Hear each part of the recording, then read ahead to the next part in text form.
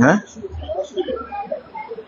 আলহামদুলিল্লাহ ওয়াসসালাতু ওয়াসসালামু আলা রাসূলিল্লাহ ওয়া আলা আলিহি ওয়া আসহাবিহি ওয়া মান ওয়ালা, আম্মা বা'দু, ফাআউযু বিল্লাহি মিনাশ শাইতানির রাজীম। বিসমিল্লাহির রহমানির রহিম।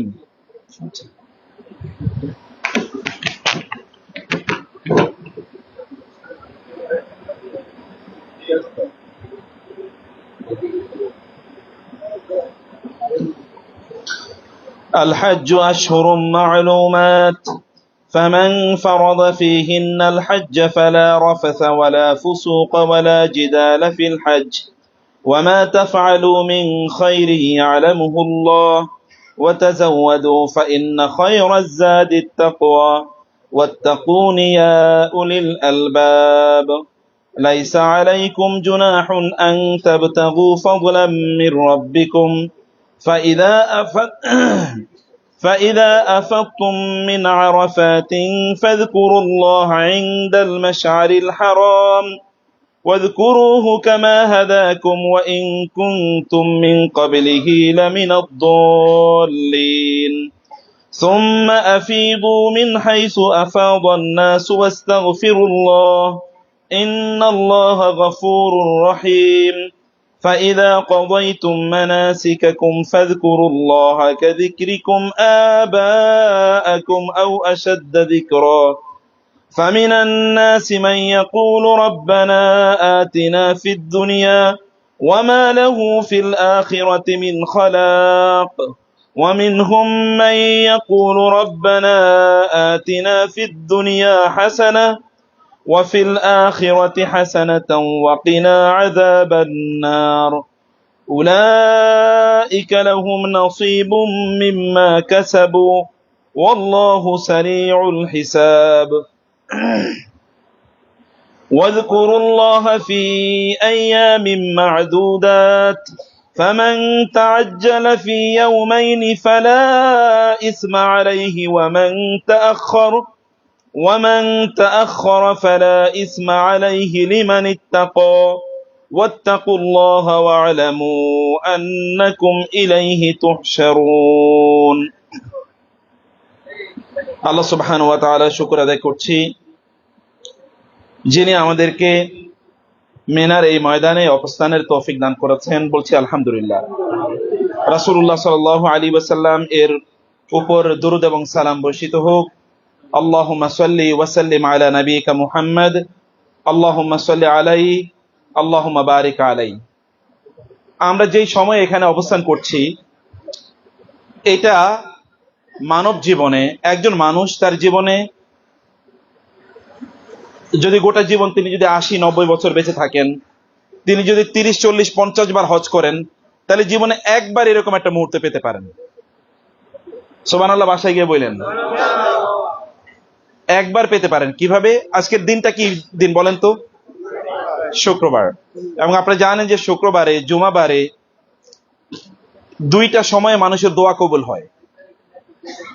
কেউ কি জানেন এই দুটো মুহূর্তকে কি? হ্যাঁ, ইয়া মাশাআল্লাহ মাশাআল্লাহ। একটা হচ্ছে যখন ইমাম সাহেব, খতিব সাহেব তিনি মসজিদে প্রবেশ করেন, আনটিল হি ফিনিশেস দি সালাহ, জুমার নামাজ শেষ হওয়া পর্যন্ত আপনার সকল দোয়া আল্লাহ তাআলা কবুল করে নেবেন। আরেকটা সময় হচ্ছে বিটুইন আসর এন্ড মাগরিব, আসর এবং মাগরিবের মধ্যখানে আপনি যদি দোয়া করেন তাহলে দোয়া কবুল হয়ে যাবে।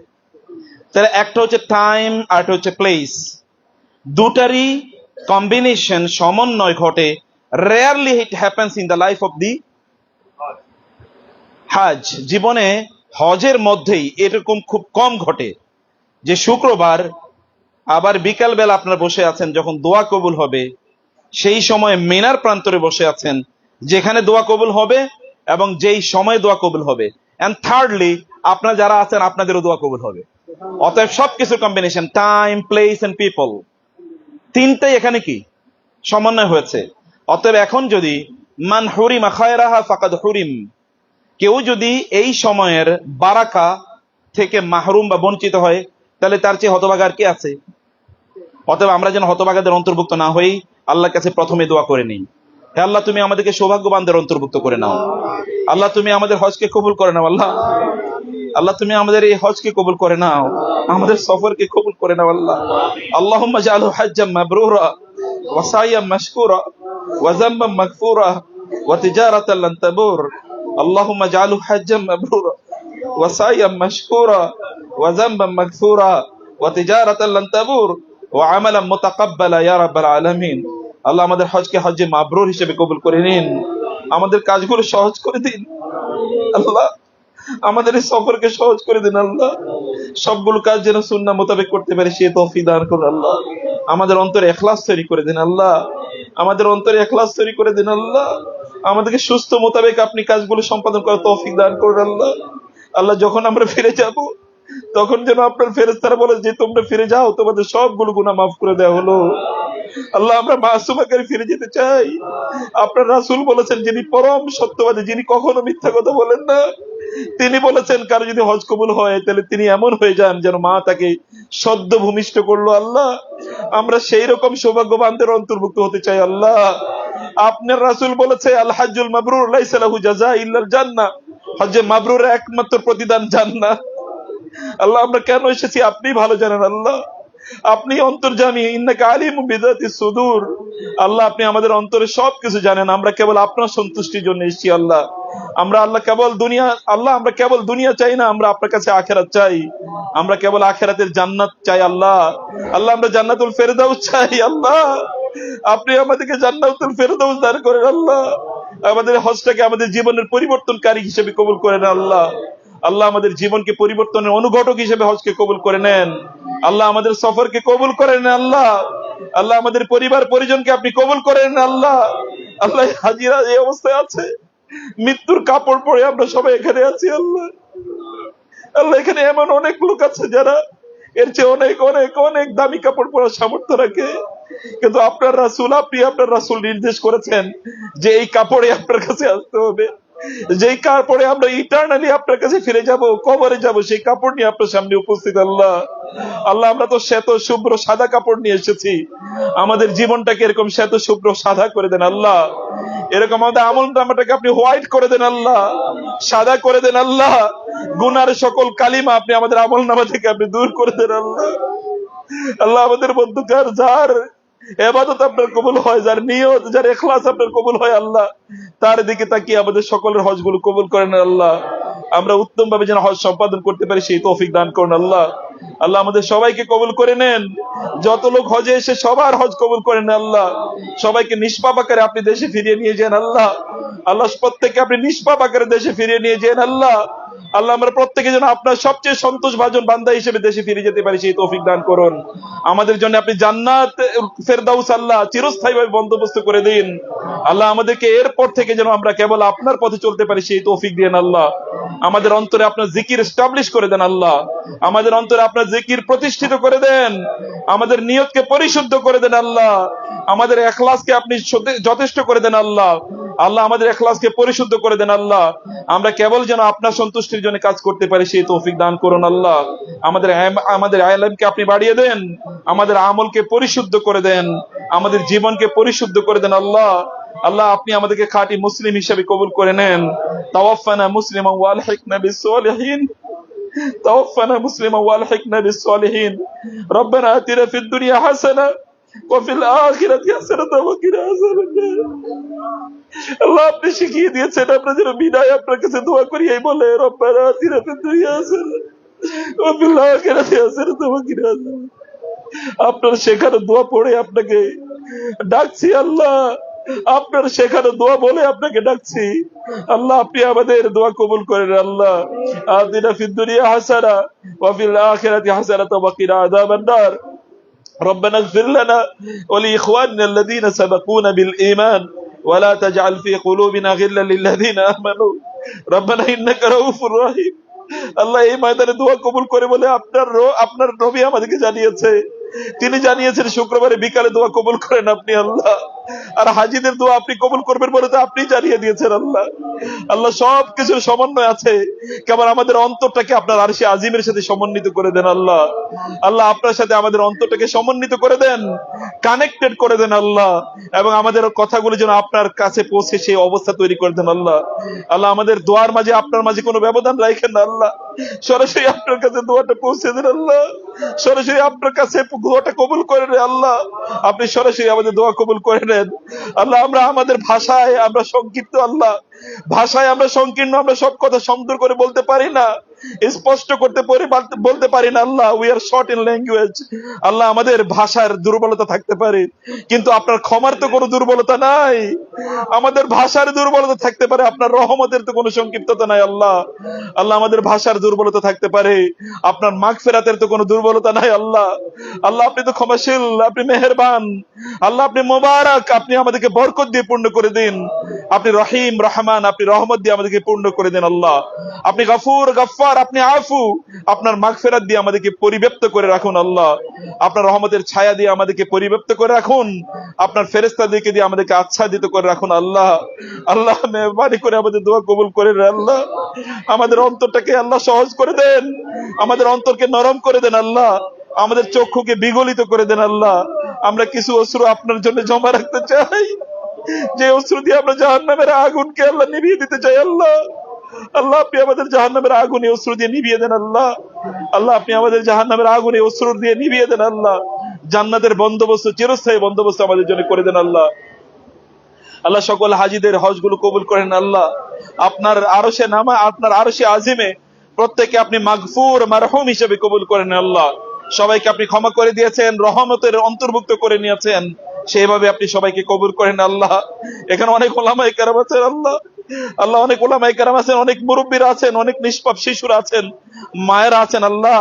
তাদের উসিলায় আমাদের দোয়াগুলো কবুল করে নেন আল্লাহ। আমাদের আমলগুলোর উসিলায় দোয়াগুলো কবুল করে নেন, মুরব্বীদের আমলের উসিলায় আমাদের দোয়াগুলো কবুল করে নেন, শিশুদের নিষ্পাপ অবস্থার উসিলায় আমাদের দোয়াগুলো কবুল করে নেন, এই মাঠে আমাদের অবস্থানের উসিলায় আমাদের দোয়া কবুল করে নেন আল্লাহ। আপনার কোরআনের উসিলায় আমাদের দোয়াগুলো কবুল করে নেন, আপনার সুন্দর সুন্দর নামের উসিলায় আমাদের দোয়াগুলো কবুল করে নেন আল্লাহ। আপনার উত্তম নামগুলোর উসিলায় আপনার দোয়াগুলো কবুল করে নেন। আমাদের আমাদের দোয়াগুলো সব কবুল করে নেন, আমাদের ইবাদত গুলো কবুল করে নেন, আমাদের হজ গুলো কবুল করে নেন।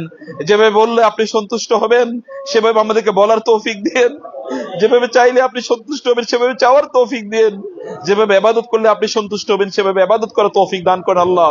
আপনার কাছে প্রার্থনা করার তৌফিক আমাদেরকে দান করুন, আপনার কাছে দোয়া করার তৌফিক আমাদেরকে দান করুন আল্লাহ।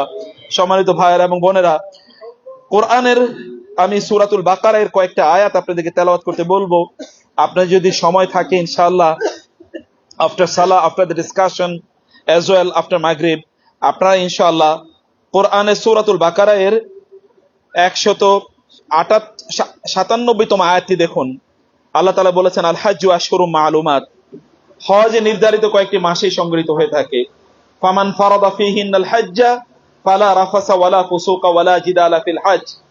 কেউ যদি হজের এই মাসগুলোতে হজ করতে চায় তাহলে তিনি কিছু কিছু না কাজকে তিনি নো বলে দেবেন, নো টু দিস ওয়ার্কস, এই কাজগুলো কোন অবস্থায় করা যাবে না। অতঃপর আল্লাহ তাআলা বললেন, ওয়ামা তাফআলু মিন খাইরিন ইয়ালামুহুল্লাহ, হজের সেশনে সিজনে তোমরা যে ভালো কাজগুলো করবে এগুলো ভালো করে আল্লাহ সুবহানাহু ওয়া তাআলা জানেন।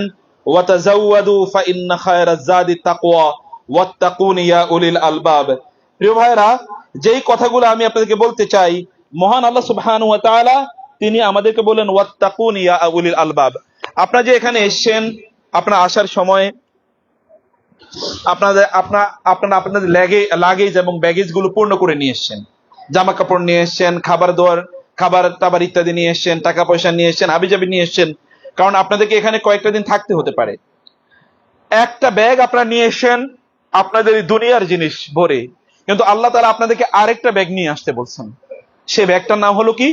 আপনাদের হার্ট ফুল অফ তাকওয়া। আপনাদের এমন অন্তর নিয়ে আসতে আল্লাহ তাআলা বলেছেন যে অন্তরটা তাকওয়া পূর্ণ। কি পূর্ণ বলেন তো? আল্লাহ বলেছেন ওয়াতাযাওয়াদু ফা ইন্না খায়রাজ যাদি তাকওয়া। তোমরা হজে আসবে, হজে আসার জন্য তোমরা প্রিপারেশন নাও, কিন্তু তোমাদের শ্রেষ্ঠতম প্রিপারেশন হবে তাকওয়ার প্রিপারেশন। তাকওয়া থাকে কোথায় বলেন তো? আত্তাকওয়া হা হুনা, আত্তাকওয়া হা হুনা, আত্তাকওয়া হা হুনা। রাসূলুল্লাহ সাল্লাল্লাহু আলাইহি ওয়াসাল্লাম বলেছেন তাকওয়া থাকে অন্তরে। তাকওয়া থাকে কোথায়? অন্তরে। এটা চেহারায় দেখানোর বিষয় না, এটা জামা কাপড়ও দেখানো যায় না, এটা কোনো আউটওয়ার্ড ডেমনস্ট্রেশন এটা নাই, এটার ফুল ডেমনস্ট্রেশন হচ্ছে ইনার, ইন্টারনাল। এটা কেবল আপনার অন্তরে আপনি ধারণ করেন। আর অন্তরে যারা ধারণ করেন তাকওয়া, আল্লাহ তাআলা তাদেরকে বলেছেন উলুল আলবাব। উলুল আলবাব শব্দের অর্থ হচ্ছে বুদ্ধিমান, বিচক্ষণ। বুদ্ধিমান, বিচক্ষণ। আপনি কি বুদ্ধিমান বা বিচক্ষণ, এটা দুনিয়ার প্যারিমিটারে, দুনিয়ার বেঞ্চ মার্কিং অনুসারে আপনি কত বড় চাকরি করেন, কত বড় ইন্ডাস্ট্রির মালিক, কত টাকা পয়সা উপার্জন করলেন, কত চালাক আপনি। একটু চালাকি তো লাগেই, নাইলে কি আর দুনিয়া অর্জন করা যায় কিনা। অতএব বিচক্ষণতা এখন ডিফারেন্টলি ডিফাইন করা হয়। তাহলে কে কত অর্থবিত্তের মালিক, দুনিয়ায় তার প্রপার্টি প্রপোর্শন কতটুকু, এটার উপর ভিত্তি করে এখন মানুষ কতটুকু ইন্টেলিজেন্ট, এটার মানদণ্ড। ওই লোকটা দেখো কত বুদ্ধিমান, সে কত টাকা পয়সার মালিক, কিন্তু আমি টাকা পয়সার মালিক না, বা তুমি মালিক না, অর্থাৎ আমি এবং অমকে আপনার তুলনায় বুদ্ধিতে কমই আছে। আল্লাহ সুবহানাহু ওয়া তাআলা বলছেন এটা বুদ্ধির প্যারামিটার আল্লাহর কাছে না, এটা আল্লাহ তার কাছে বুদ্ধির স্ট্যান্ডার্ড না। আল্লাহর কাছে বুদ্ধির স্ট্যান্ডার্ড হচ্ছে কতটুকু তাকওয়া কার অন্তরে আছে, কতটুকু তাকওয়া কার অন্তরে আছে। এটা আল্লাহ তাআলা বলছেন হজের আয়াতগুলো আলোচনা করতে গিয়ে, ওয়াত্তাকুন ইয়া উলিল আলবাব, আমাকে ভয় করে হে বুদ্ধিমানরা। আপনার যদি সত্যিকার অর্থে বুদ্ধি থাকে, জ্ঞান থাকে, প্রজ্ঞা থাকে, উইজডম থাকে, ইন্টেলিজেন্স থাকে, আপনার যদি নলেজ থাকে, ডিপার নলেজ থাকে, ডিপার ফিলিং আন্ডারস্ট্যান্ডিং থাকে, তাহলে আপনাকে তাকওয়া অর্জন করতে হবে। তাকওয়া অর্জনের মৌসুম, তাকওয়া অর্জনের মাঠ, তাকওয়া অর্জনের সময়, তাকওয়া অর্জনের জার্নি, তাকওয়া অর্জনের সফর, তাকওয়া অর্জনের অ্যাক্টিভিটিস। এই জায়গায় যদি আপনি তাকওয়া অর্জন করতে না পারেন, all the elements R available, তাকওয়া অর্জনের জন্য সকল কিছু অ্যাভেলেবল, তারপর যদি তাকওয়া অর্জন না করতে পারেন, তাহলে আপনি কবে তাকওয়া অর্জন করবেন? তাহলে আপনি কোথায় তাকওয়া অর্জন করবেন? তাহলে আপনার জীবনে কোন প্রান্তে গিয়ে তাকওয়া অবলম্বন করবেন? সবগুলো লোকের দিকে তাকাইলে তো দেখা যায় দাড়ি চুল পাকা হয়ে পেকে গেছে, দুই চারজন ইল্লা মাশাআল্লাহ, দুই চারজন বাদ দিয়ে, আর বাকি সবাই তো তাদের পড়ন্ত বিকেলে, তাদের জীবনের শেষ, আপনি যদি এভারেজ যদি আপনি 60 ইয়ার্স, আপনি যদি 65, 60 বা 65 বছর বেঁচে থাকেন, 40 বছর যাদের হয়েছে তারা তো অলরেডি পড়ন্ত বিকেলে। এবং রাসূলুল্লাহ সাল্লাল্লাহু আলাইহি ওয়াসাল্লাম বলেছেন কোন ব্যক্তিকে যদি আল্লাহ সুবহানাহু ওয়া তাআলা 60 বছর সময় দেন, তারপরে আল্লাহ তাআলা তার কোনো উযর আপত্তি গ্রহণ করেন না। 60 বছর, ভালো করে খেয়াল করুন, if you have reached your age of 60 years, যদি আপনার বয়সের 60 বছরে পৌঁছেন, তাহলে আল্লাহ তাআলা আর উযর কবুল করবেন না। কিসের উযর? এরপরে বলবেন আল্লাহ সময় তো পাই নাই, দুনিয়া নিয়ে ব্যস্ত ছিলাম, পোলাপাইন নিয়ে ব্যস্ত ছিলাম, ব্যবসা বাণিজ্য নিয়ে ব্যস্ত ছিলাম, পড়াশোনায় ব্যস্ত ছিলাম। আল্লাহ বলবেন have not I given you enough time? আলাম নুআম্মির ফিকুম আলাম নুআম্মিরকুম মা ইয়াতাযাক্কারু ফীহি মান তাযাক্কার ওয়া জাআকুমুন নাযীর ফাযুকু ফামা লিয-যালিমিনা মিন নাসীর। আল্লাহ তাআলা বলবেন তোমাদেরকে কি এতটুকু সময় দেইনি যতটুকু সময় পেয়ে অন্যান্যরা জান্নাতুল ফেরদাউস অর্জন করেছে? তুমি কেন অর্জন করতে পারলে না? তোমাকেও তো আমি ততটুকু সময় দিয়েছি। You also live for 20, 30, 40, 50, 60, 70, 80 years. এতটুকু বয়স পেয়ে অনেকে জান্নাতে গিয়েছে, তুমি কেন জান্নাতে যেতে পারলে না? এই দিন আর কোন উযর আপত্তি কবুল করা হবে না। অন্যদের উযর আপত্তি যদি আল্লাহ শুনেনও, কিন্তু এই সকল লোকদের উযর আপত্তি আল্লাহ সুবহানাহু ওয়া তাআলা শুনবেন না। অতএব আপনি যদি এইরকম একটা বয়সে পৌঁছে থাকেন, অথবা এইরকম ছুঁই ছুঁই অবস্থায় আছেন, তাইলে এখন আপনার মুখ্যম সময়, the best time for you, আপনার জন্য শ্রেষ্ঠতম সময় যাচ্ছে এই মিনার ময়দানে। এখন আল্লাহর কাছে আপনি তওবা করুন, আল্লাহর কাছে আপনি আপনার ক্ষমা চান, আল্লাহর কাছে বলুন, আপনার অবস্থাটা তুলে ধরুন। আল্লাহ আমি ভুল করেছি, আমি অন্যায় করেছি। মানুষ তো অন্যায় করবেই, কুল্লু বানি আদম খাত্তা ওয়া খায়রুল খাত্তাইনা আত-তাওয়াবুন। আল্লাহর রাসূল বলেছেন মানুষ ভুল করেই, কিন্তু এদের মধ্যে শ্রেষ্ঠতম তারাই যারা তওবা করে। মানুষ ভুল করবেই, আদম আলাইহিস সালাম ভুল করেছেন, তিনিও গাছের ফল খেয়েছেন। আল্লাহ বলেছেন লা তাকরাবা হাযিহি শাজারাতা ফাতাকুনা মিনাজ জালিমিন, এই গাছের কাছেও যেও না, তাহলে তোমরা জুলুম করবে। আদম আলাইহিস সালাম ভুল করেছেন, আদম এবং হাওয়া দুইজনই ফল খেয়েছেন, কিন্তু তারা কি করেছেন? কি করেছেন? তারা তওবা করেছেন। এবং তওবা করার পর আদম আলাইহিস সালাম হলেন মানব জাতির প্রথম নবী। করেছেন কিন্তু ভুল, এবং তিনি কি প্রথম নবী হয়েছেন, কারণ তিনি তওবা করেছেন। আর শয়তানও তো ভুল করছে নাকি? শয়তানও কেবল সেজদাই দেয় না, আদম একটা ভুল করেছে, শয়তান একটা ভুল করেছে। আদম আলাইহিস সালামকে আল্লাহ বললেন তুমি গাছের ফল খেও না, শয়তানকে বললেন তুমি কি করো? সেজদা করো। একজনকে করেছেন আদেশ, আরেকজনকে করেছেন নিষেধ। দুইটাই কিন্তু আল্লাহর পক্ষ থেকে নির্দেশনা। একটা হচ্ছে পজিটিভ, আর হচ্ছে নেগেটিভ, একটা অ্যাফার্মেটিভ আর একটা নয় নেগেটিভ, একটা কমান্ডমেন্ট আর একটা কি প্রহিবিশন। একজনে দুইজনে কিন্তু ভায়োলেশন করেছে, কিন্তু একজন আল্লাহর কাছে রিপেন্ট করেছে, তার কারণে he has become the first prophet. শুধু তাই না, আমাদের পিতা, মানব জাতির পিতা। আর একজন কি হয়েছে? শয়তান। কাজ কিন্তু একটাই ভুল করেছে, কে বলেছে লিমা খালাক, কেন আমি তাকে সেজদা করব যাকে খালাকতাহু খালাকতানি মিন নার ওয়া খালাকতাহু মিন তিন। আপনি তাকে মাটি থেকে বানাইছেন আর আমাকে বানাইছেন আগুন থেকে, অতএব আমি তাকে সেজদা করব কেন? যুক্তি কিন্তু ভেরি গুড যুক্তি, লজিক্যাল। কারণ আদম আলাইহিস সালামকে বানাইলো মাত্র, শয়তানের বানাইছে তো তার বহু আগে। শয়তান তো এতদিন পর্যন্ত আল্লাহর ইবাদত করেছে, অতএব শয়তানের এরকম একটা লজিক থাকারই উচিত বা থাকারই কথা যে আমি কেন তার সেজদা করব? আমি কি তার চেয়ে কম বুঝি, তার চেয়ে কম আপনার ইবাদত করেছি? এরকম কথা শয়তান বলতে পারে। সে যুক্তি খাটিয়েছে এবং অন্যায় করেছে, আল্লাহর কাছে তওবা করে নাই। এবং এই কারণে শয়তান কিয়ামত পর্যন্ত রাজিম ইলা ইয়াউমি ইউবাসুন, কিয়ামত পর্যন্ত লা আমনা আন্না জাহান্নামা মিনকা ওয়া মিম্মান ওয়ামান তাবিআকা মাআকা আজমাইন। আল্লাহ তাআলা বলেন তুমি এবং তোমাকে যারা অনুসরণ করবে তাদের সবাইকে দিয়ে আমি জাহান্নাম পূর্ণ করব। অপরাধ কিন্তু একটাই, দুইজনের সেম অপরাধ। আমরাও যদি অপরাধ করি একই অবস্থা হতে পারে। আপনি যদি গুনাহ করেন অথবা না করেন, আপনি তওবা করার কারণে আল্লাহ তাআলা আপনার মর্যাদা বাড়িয়ে দেবেন। আপনার যদি লেভেল এই লেভেলে থাকে, এই লেভেল আল্লাহ তাআলা নিয়ে নেবেন। আপনি বলবেন যে আমি গুনাহ কম করেছি, গুনাহ কম করলে তওবা করেন। আপনার রাসূল তিনি কোনোদিন গুনাহ করেন নাই, কিন্তু ডেইলি তিনি 100 বার তওবা করেছেন, 100 বার তিনি ইস্তেগফার করেছেন। সাহাবায়ে কেরাম বলেছেন একই বৈঠকে রাসূল 70 বার উপর তওবা করেছে, আমরা শুনেছি। তার গুনাহ কই? গুনাহ করলেই কেবলমাত্র তওবা করতে হয় না, কখনো কখনো তওবা আপনার মর্যাদাটাকে বাড়িয়ে দেয় আল্লাহর কাছে। আপনি হয়তো সাধারণ জান্নাতে যাওয়ার কথা ছিল, কিন্তু আপনি জান্নাতুল ফেরদাউসের অধিকারী হয়ে যাবেন বিকজ অফ তওবা। তওবার কারণে, ইস্তেগফারের কারণে আল্লাহ সুবহানাহু ওয়া তাআলা কেবলমাত্র আপনার গুনাহই মাফ করেন না, আল্লাহ সুবহানাহু ওয়া তাআলা আপনার মর্যাদা বাড়িয়ে দেন। আল্লাহ সুবহানাহু ওয়া তাআলা আপনাকে ধন দৌলত দিয়ে, মর্যাদা দিয়ে, সম্মান দিয়ে আল্লাহ তাআলা পূর্ণ করে দেন। ফাকুল তুস্তাগফিরু রাব্বাকুম ইন্নাহু কানা গাফফারা ইউরসিলিস সামাআ আলাইকুম মিদরারা ওয়া ইউমদিদকুম বিআমওয়ালিন ওয়া বানিন ওয়া ইয়াজআল লাকুম জান্নাতিন ওয়া ইয়াজআল লাকুম আনহারা মা লাকুম লা তারজুনা লিল্লাহি ওয়াকারা। আল্লাহকে যদি সম্মান করতে হয় তাইলে সূরাতু নূহে আল্লাহ সুবহানাহু ওয়া তাআলা বলেছেন নূহ আলাইহিস সালাম 950 বছর পর্যন্ত মানুষকে দাওয়াত দিলেন, লোকেরা তার দাওয়াত কবুল করে নাই, গ্রহণ করে না, মোস্ট অফ দেম রিজেক্টেড। এবং তারা এত ভয়াবহ একটা জাতি ছিল, এত ভয়াবহ জাতি যে পৃথিবীতে এরকম দুর্দর্শ কোনো জাতি আসে নাই। ইন্নাহুম কানু, আল্লাহ তাআলা বলেন আযলামা ওয়া আতগা, এরা ছিল সুপারলেটিভ ডিগ্রিতে, এরা ছিল most dangerous in terms of there জুলুম এবং তাদের কি তুগয়ান, অর্থাৎ তাদের সীমালঙ্ঘন, ট্রান্সগ্রেশন। এর মতো তো ভয়াবহ জাতি আসে নাই। 950 বছর পর্যন্ত দাওয়াত দেওয়া সাধারণ কথা নাকি? প্রতি 20-30 মানে বছর পর পর নতুন নতুন জেনারেশন চেঞ্জ হয়। অর্থাৎ নূহ আলাইহিস সালাম যাদেরকে দাওয়াত দিয়েছেন তাদের নাতি, তাদের নাতনি, তাদের নাতি, তাদের নাতি, তাদের নাতি, জেনারেশন আফটার জেনারেশন তারা নূহ আলাইহিস সালামকে অস্বীকার করেছে, প্রত্যাখ্যান করেছে, রিডিকিউল করেছে, তিরস্কার করেছে, অথবা তাকে নিয়ে হাসি ঠাট্টা করেছে। তারপরে নূহ আলাইহিস সালাম তাদেরকে দাওয়াত দিয়ে গিয়েছেন। এরপরে তিনি একটা সামারি করলেন, যাও তোমরা এত কাজ করা লাগবে না, কেবল তোমরা ইস্তেগফার করো। কেবল এত দুর্দর্শ জাতিকে বলেন একটাই মাত্র প্রেসক্রিপশন, তাহলে কেবল ইস্তেগফার করো, আল্লাহর কাছে ক্ষমা চাও, তাহলে আল্লাহ তাআলা তোমাদের গুনাহ মাফ করে দেবেন, তোমাদেরকে জান্নাত প্রদান করবেন, তোমাদের সম্পদ বাড়িয়ে দেবেন, আকাশ থেকে বৃষ্টি বর্ষণ করবেন, নদী নালায় পানি দিয়ে পূর্ণ করে দেবেন, গাছগাছালি উৎপাদন হবে, প্রচুর পরিমাণ ফল এবং ফসল তোমরা পাবা। কাম কি? একটাই। কাম কি? একটাই। হাসান আল বসরি রাদিয়াল্লাহু তাআলা রাহিমাহুল্লাহর কাছে এক লোক এসে বললেন আমার কোনো বাচ্চা হয় না, আমাকে একটু নসিহা করেন, বলে ইস্তেগফার পড়ো। আরেকজন এসে বললেন আমাদের এলাকায় বৃষ্টি হয় না, কি একটু নসিহা করেন, বলে ইস্তেগফার পড়ো।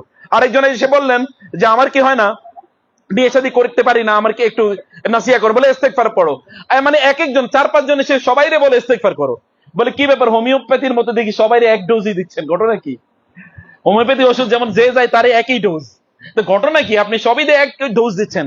বলে আল্লাহ সুবহানাহু ওয়া তাআলা তো ডোজ একটাই দিয়েছেন, বললেন ফাকুল তুস্তাগফিরু রাব্বাকুম ইন্নাহু কানা গাফফারা, ইস্তেগফার করো, তাহলে আল্লাহ সুবহানাহু ওয়া তাআলা সকল সমস্যার সমাধান করে দেবেন। আপনি কোনো প্রবলেমে পড়েছেন, ইস্তেগফার করতে থাকুন, দেখুন আল্লাহ তাআলা সমস্যার সমাধান করে দেন কিনা। আপনি কোথাও আটকা পড়েছেন, আপনি ইস্তেগফার করুন, দেখুন আল্লাহ তাআলা সেই সমস্যার সমাধান করে দেন কিনা। রিজিকের প্রবলেম, আপনি আল্লাহর কাছে ইস্তেগফার করুন, আল্লাহ তাআলা রিজিকের প্রবলেম দূর করে দেবেন। আপনার সন্তান হচ্ছে না, নাতি নাতিন হচ্ছে না, সন্তানরা বিপথে চলে যাচ্ছে, কুপথে চলে যাচ্ছে, পারিবারিক শান্তি নাই, স্ত্রী কথা শুনে না, স্বামী অন্যদিকে তাকায়, পরকীয়া আসক্ত, you just make istighfar to Allah and you will see that everything will become settled down inshallah. আপনার before you just imagine, you can expect, আপনার প্রত্যাশার চেয়ে দ্রুত গতিতে আল্লাহ সুবহানাহু ওয়া তাআলা আপনার এই সমস্যার সমাধান করে দেবেন। কিন্তু আপনাকে ওইরকম বিশ্বাস নিয়ে এই করতে হবে। প্রিয় ভাইরা, সম্মানিত বোনের, একটা আমরা যে কথা বলছিলাম যে আল্লাহ সুবহানাহু ওয়া তাআলা বললেন যে সত্যিকার অর্থে আপনি যদি ম্যান অফ ইন্টেলিজেন্স যদি হন, বুদ্ধিমান মানুষ যদি হন, উইজডম যদি আপনার থাকে, তাহলে আপনার আল্লাহর তাকওয়া আপনার অন্তরে তৈরি করতে হবে। আল্লাহর তাকওয়া মানে কি? ইত্তাকুল্লাহ হাইসুমা কুনতা, আপনি যেখানেই থাকেন এখানে আল্লাহ সুবহানাহু ওয়া তাআলার প্রেজেন্সটা আপনি অনুভব করবেন, যে আল্লাহ তো আমাকে দেখছেন, আল্লাহ আমাকে শুনছেন, সবকিছু আমার রেকর্ড ডাউন করা হচ্ছে। এমন কোনো কিছু নাই যেটা আমার রেকর্ড করা হচ্ছে না, সবকিছুর জন্য আল্লাহর কাছে জবাবদিহি করতে হবে। ফামান ইয়ামাল মিসকালা যাররাতিন খাইরান ইয়ারা ওয়া মান ইয়ামাল মিসকালা যাররাতিন শাররান ইয়ারা। আমাদের অবস্থা হচ্ছে বনি ইসরাঈলের মতো। ফাতওয়ালা আলাইকুম আলাইহিম আলাইকুমুল আল্লাহ সুবহানাহু বলেছেন ফাতওয়ালা আলাইহিমুল আমাদু ফাকাসাত কুলুবুহুম ওয়া কাসীরুম মিনহুম ফাসিকুন। ওদের কাছে আসমানি কিতাব এসেছিল, দীর্ঘদিন অতিক্রান্ত হয়েছে, ওদের অন্তরগুলো হার্ড হয়ে গেছে, এখন আর কোনো অ্যাডমনিশন, এখন আর কোনো সতর্ক বাণী তাদের মধ্যে ঢুকে নাই। আমাদের অবস্থা তাই। দেখবেন জুমার দিন আপনার সবচেয়ে ভালো ঘুম হয় কোথায়? খুতবার সময়। এত ভালো, কারো কারো তো নাক টাইনও ঘুমায় জুমার দিনে, মানে তার এত ভালো ঘুম হয়। কেউ কেউ জিজ্ঞেস করা হয় এত ভালো ঘুমাইতেছেন কেন? বলে শান্তিতে ঘুমাইতেছি। আসলে কি শান্তিতে ঘুমাইতেছে নাকি? আসলে অশান্তিতে ঘুমাইতেছে।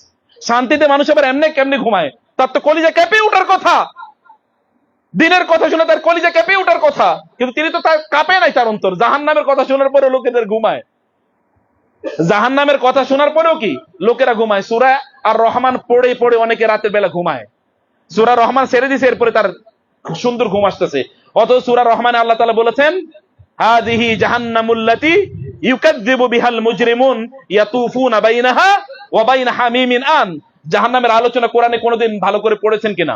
জাহান্নামের একটা আলোচনা আমি বলি। আল্লাহ সুবহানাহু ওয়া তাআলা কোরআনে সূরা আম্বিয়াতে মোস্ট প্রবাবলি আল্লাহ তাআলা বলেছেন ইযা মাসসাহুম, যখন মানে মানে জাহান্নামের আলোচনা করতে গিয়ে আল্লাহ সুবহানাহু ওয়া তাআলা বলেছেন যখন জাহান্নামের একটু নাফহাতুম মিন আযাবি রাব্বিক, তখন মানে জাহান্নামের হালকা একটু নাফহা যখন লোকেরা অনুভব করবে। নাফহা মানে হচ্ছে যখন আপনি ঘরের দরজাটা একটু যখন খোলেন অথবা জানালা একটু যখন খোলেন, হালকা একটু বাতাস আসে না, এরকম একটা বাতাস জাহান্নামে যাদেরকে নিয়ে যাওয়া হবে, ওই জাহান্নামের একটু বাতাস ধরেন 1000 কিলোমিটার দূর থেকে একটু বাতাস তার মুখে এসে লাগলো, এরপরে তারা চিৎকার করে বলতে থাকবে আল্লাহ আমরা জুলুম করেছি, আমাদেরকে বাঁচাও বাঁচাও।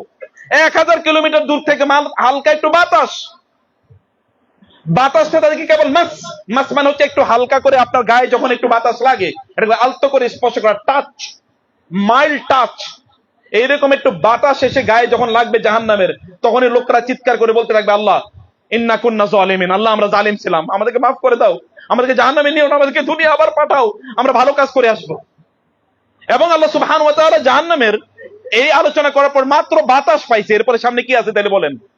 বাতাস উপলব্ধি করেই, এটা কিন্তু এই মরুভূমি লুহাওয়ানা যে গরম বাতাস না, হালকা বাতাস, এই বাতাসের উপলব্ধি তারা আসলে মানে কেমন সেটা এই দুনিয়ার কেউ বলতে পারবে না। যা ওইখানে গেলেই কেবল, আখিরাতে গেলেই কেবল লোকেরা বুঝতে পারবে যে তা কেমন ছিল।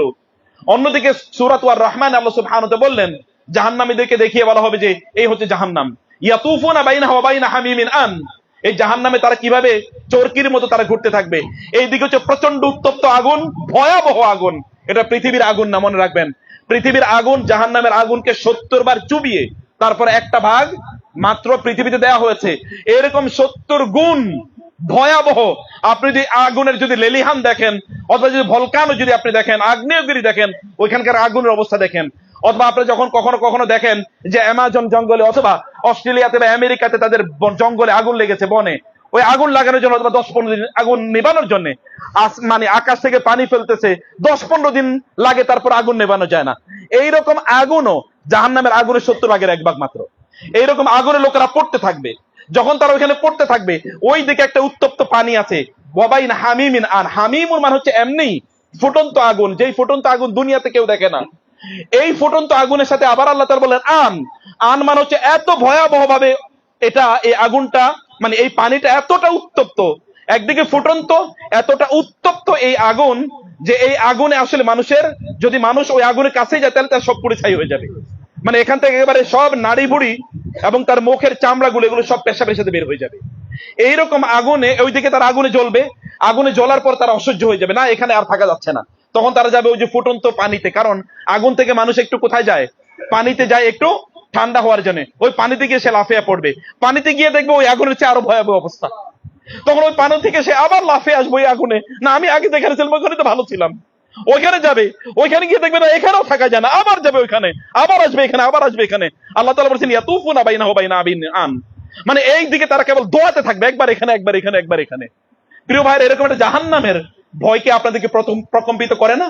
আমি বলছি এই জাহান্নামের আলোচনা শোনার পরে তো লোকেরা ঘুমায়, এটাও তো তাদের ঘুম কেড়ে নিতে যথেষ্ট হয় না? তার মানে আমরা কোথায় অবস্থান করছি, কতটা বেবুলা আমরা হয়ে গেছি, আমাদের মধ্যে সত্যিকার অর্থে চেতনা নাই। We have become very much numb, আমরা একেবারে চেতনাহীন হয়ে গেছি। চেতনা নাশক ঔষধ খাওয়াইয়া আমাদেরকে শেষ করে ফেলেছে। চেতনা নাশক ঔষধ কে খাওয়াইছে জানেন? শয়তান খাওয়াইছে। আর এই চেতনা নাশক ঔষধ থেকে যেন সেখান থেকে আপনি বের হয়ে আসতে পারেন, তার কারণে আপনারা এই মিনা মুজদালিফায়, এই আরাফায় আপনারা অবস্থান করেন। এবং এই সময়গুলোতে আপনাদের কাজ কি? এই সূরাতু আল বাকারার এই জায়গাগুলোতে আল্লাহ তাআলা বারবার বলেছেন তোমরা আল্লাহকে স্মরণ করো, ফাযকুরুল্লাহা কাযিকরিকুম ফাইযা আফাদতু মিন আরাফাতিন ফাযকুরুল্লাহ ওয়াযকুরুহু কামা হাদাকুম ওয়াস্তাগফিরুহু। আল্লাহ তাআলা এই আয়াতগুলো 5 বার তিনি বলেছেন, মাত্র 4-5টা আয়াত হজের সাথে সম্পৃক্ত। এই সবগুলো আয়াতের মূল বক্তব্য একটাই, তা হলো কি করা? আল্লাহর জিকির করা। রাসূলুল্লাহ সাল্লাল্লাহু আলাইহি ওয়াসাল্লাম বলেছেন ইন্নামা জুইলাত তাওয়াফু ওয়াস সা'য়ু বাইনাস সাফা ওয়াল মারওয়া ওয়ার মাবিতু বিমিনা ওয়া রামিউল জিমারি লিইকামাতি যিকরিল্লাহ। আপনারা যে বাইতুল্লাহ চারপাশে তাওয়াফ করেছেন, সাফা মারওয়ায় দৌড়িয়েছেন, মিনা মুজদালিফা আরাফায় যে আপনারা অবস্থান করবেন, এবং আপনারা জামারাতে গিয়ে যে পাথর মারবেন, কি জন্য এগুলো? সব কিছুই আল্লাহ তাআলার জিকির যেন আমাদের অন্তরে প্রতিষ্ঠিত করে দেয়া হয়। কারণ আমরা আল্লাহর জিকির করি না, অন্য কারো জিকির করি। আমরা আল্লাহর জিকির করি না। আপনি ডেইলি আপনার সংসার, আপনার পরিবার, আপনার স্ত্রী, আপনার স্বামী, আপনার সন্তান, আপনার সম্পদ, অথবা আপনার পাওয়ার, অথবা আপনার প্রেস্টিজ, অথবা আপনার প্রপার্টি, এগুলো নিয়ে যতবার আপনি স্মরণ করেন, ততবার কি আল্লাহর নাম স্মরণ করেন? আমি চ্যালেঞ্জ করে বললাম অধিকাংশ লোক ততবার আল্লাহকে স্মরণ করেন। এমনকি মিনার ময়দানে এতক্ষণ পর্যন্ত কয়বার আল্লাহকে স্মরণ করেছেন বলেন? চিন্তা করে দেখেন। আপনারা না হলে এখানে আমাদের রাগারাগি ঠেলায় কিছুটা স্মরণ করতেছেন, যদি এখানে তা না থাকতো তাইলে কি করতেন? তো আল্লাহই ভালো জানে, আমরা তো আর জানি না। আমাদের প্রতিদিন যদি 24 ঘন্টা আল্লাহ দিয়ে থাকেন, 24 ঘন্টার মধ্যে কতটুকু আল্লাহর জন্য সময় রেখেছেন বলেন? অধিকাংশ লোক তো মসজিদে গিয়ে নামাজ পড়ে না। আপনাকে আল্লাহ যখন কোনো কিছু দেন, মানুষ তো তার নিজের ক্ষমতায় কোনো কিছু অর্জন করতে পারে না যদি আল্লাহ সুবহানাহু ওয়া তাআলা তাকে না দেন। আল্লাহ কাউকে দেন, কাউকে দেন না, উভয়ের লক্ষ্য কি? আল্লাহ সুবহানাহু ওয়া তাআলার মাধ্যমে পরীক্ষা করেন যে আমি তোমাকে দিলাম, how much grateful you remain to me. আমি দিলাম, তুমি কতটুকু আমার প্রতি সন্তুষ্ট থাকো। আমি দেই না, তুমি কতটুকু ধৈর্য ধারণ করো। আল্লাহ সুবহানাহু ওয়া তাআলা তা দেখতে চান। কিন্তু আমরা যখন দুনিয়ার কোনো কিছু পাই, তখন সর্বপ্রথম কাকে মাইনাস করি বলেন তো? আল্লাহকে মাইনাস করি। প্রথমে আল্লাহকে মাইনাস করি। আপনার টাকা পয়সা বাড়ছে, ইন্ডাস্ট্রি আগে ছিল একটা, এখন 2টা হয়েছে। এখন আপনার ইন্ডাস্ট্রিতে সময় দেওয়া লাগে, এখন আর মসজিদে যাইতে পারেন না। কয়েকদিন পরে ইন্ডাস্ট্রি 3টা হয়, এখন বিদেশি লোকেরা আসে, এখন তাদের সাথে সময় দেওয়া লাগে, এখন নামাজই পড়তে পারেন না। বিদেশি ডেলিগেট রাইখা নামাজ পড়তে যায় কিভাবে? এরপরে 4টা ইন্ডাস্ট্রি হলো, ডেলিগেটরা আসে, এখন তাদের সাথে লাল পানি একটু খাওয়া লাগে, নাইলে তো আবার ব্যবসা টিকে না, নাইলে তো কি টিকে না।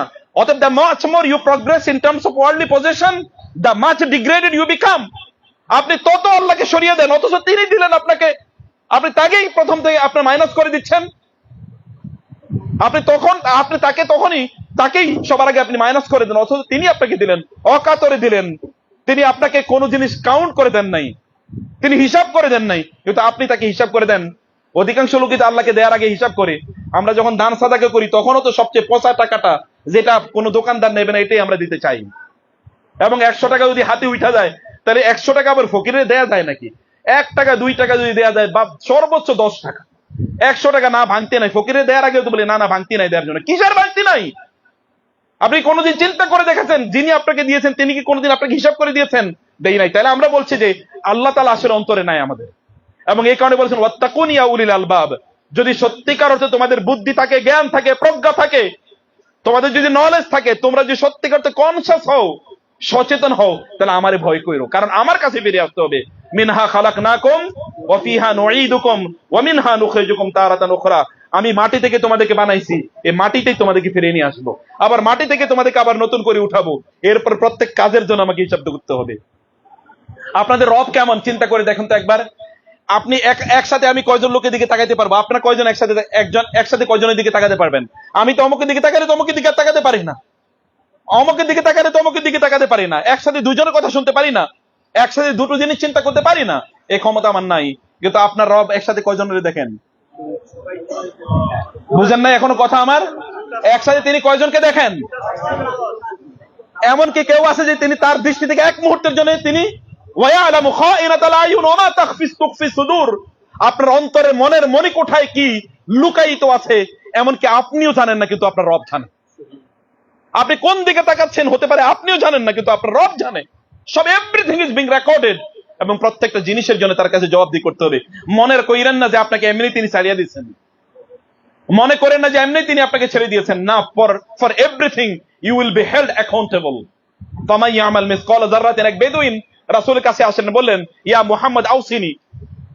রাসূলকে এসে, বেদুইনরা তো তারা সভ্যতা বভ্যতা জানতো না, মানে এখন যেমন গ্রামের সাধারণ মানুষ এত তার এটিকেট জানতো না, কি হাউ টু অ্যাড্রেস, কিভাবে বলতে হয়। ইয়া মুহাম্মদ আউসিনি, বলেন তো আমাকে একটু পরামর্শ দেন, নসিহত করেন। তিনি বললেন আর কিছু বলার তিনি শুধু কোরআনের দুটো আয়াত তেলাওয়াত করলেন, ফামান ইয়ামাল মিসকালা যাররাতিন খাইরান ইয়ারা ওয়া মান ইয়ামাল মিসকালা যাররাতিন শাররান ইয়ারা। বেদুইন বলল আমার আর কিছু লাগবে না, মানে হচ্ছে তুমি একটা ভালো কাজ করলেও তার সওয়াব পাবা, খারাপ কাজ করলেও তার জন্য কি তোমার জবাবদিহি করতে হবে। বেদুইন বলে যথেষ্ট, আর কি লাগবে? কোরআন মাত্র দুইটা আয়াত। একজন বেদুইন, আনএডুকেটেড, আনকালচার্ড, আনসিভিলাইজড, যিনি কোনোদিন কোন স্কুলে ইউনিভার্সিটিতে কোন সিভিলাইজেশনে কোন টাচ পান নাই, এই ব্যক্তি মনে করেন দুটো আয়াত আমার জন্য যথেষ্ট, এবং এই দুটো শুনে চলে গেলেন যে আমার আর কিছু লাগবে না, আমি বুঝছি কিভাবে চলতে হবে, আমি বুঝেছি কিভাবে চলতে হবে। আর আমরা তো বছরে কমপক্ষে 52টা খুতবা শুনি, এরপরেও কি মসজিদেই কেবলমাত্র মুসলমান? অধিকাংশ লোক তো মুসলমান মসজিদেও না। তারপরেও বললাম, মসজিদে যে লোকটা মুসলমান, মসজিদ থেকে বের হওয়ার পরে কি হয় কাফের অথবা মুশরিক অথবা মুনাফিক, এর বাইরে অন্য কোনো কিছু না। সত্যিকার ইমানদার লোক আপনি খুঁজে পাবেন না। সত্যিকারের ইমান আমাদের কয়জনের আছে? এটা আমার বালিল ইনসানু আলা নাফসিহি বাসীরা ওয়ালাউ আলকা মাআযিরা।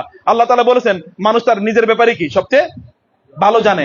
আপনার নিজের মূল্যায়ন করার জন্য আর কারোর দরকার নেই। আপনি নিজে চোখটা বন্ধ করে দেখেন আপনি কে। You can evaluate yourself. আপনি আপনার নিজকে আপনি হিসাব করতে পারবেন যে আপনি কেমন মানুষ, আপনি আসলে করছেন কি। প্রিয় ভাইরা, আমি যেন মূল আলোচনা থেকে অন্য জায়গায় না চলে যাই, সেজন্য আবার coming back to the original discussion, to the main point. তা হলো যে আপনারা এই মিনার ময়দান থেকে শুরু করে যে জার্নিটা আপনাদের শুরু হলো, আপনি কি একবার ভাবতে পারেন আপনার রাসূল এরকম জায়গা দিয়ে তার হজের সফরটা শুরু করেছেন?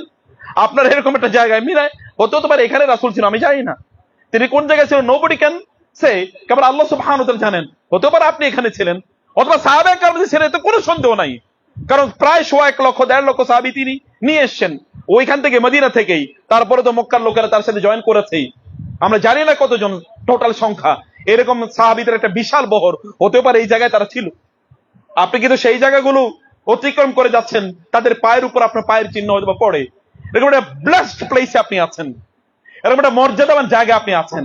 সাহাবায়ে কেরামরা যা করেছেন আপনি তাই করুন, রাসূল যা করেছেন আপনি তাই করুন, আল্লাহ যা নির্দেশ দিয়েছেন তাই করুন। এখানে বেশি বেশি জিকির করুন আল্লাহ তাআলার, এখানে বেশি বেশি আল্লাহকে স্মরণ করুন, এখানে বেশি বেশি আল্লাহর কথা বলুন। মনে রাখবেন শয়তানের 1 নাম্বার এজেন্ডা হচ্ছে ইস্তাহওয়াযা আলাইহিমুশ শাইতান ফাআনসাহুম যিকরাল্লাহ উলাইকা হিজবুশ শাইতান আলা ইন্না হিজবাশ শাইতানি হুমুল খাসিরুন।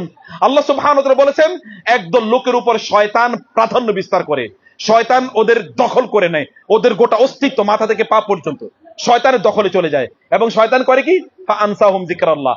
শয়তান কেবল একটাই কাজ করে, তাহলে আল্লাহ তাআলা স্মরণ তাদের কাছ থেকে দূরে সরে, মানে আল্লাহ তাআলার কথা তাদের মনে পড়ে না, আল্লাহর কথা তার মনে পড়ে না। যখন আমরা যখন গুনাহ করি তখন কি আর আল্লাহর কথা মনে পড়ে? তখন আল্লাহর কথা মনে পড়ে না। এমনকি যদি গুনাহ করার সময় আল্লাহর কথা মনে পড়ে এবং আপনি গুনাহ থেকে বিরত থাকেন, তাইলে তো কিয়ামতের দিন আল্লাহ তাআলা যে 7 শ্রেণীর লোকদেরকে তার ছায়ায় আশ্রয় প্রদান করবেন অথবা আরশের ছায়ায় আশ্রয় প্রদান করবেন, তমধ্যে এই ব্যক্তি হবে একজন।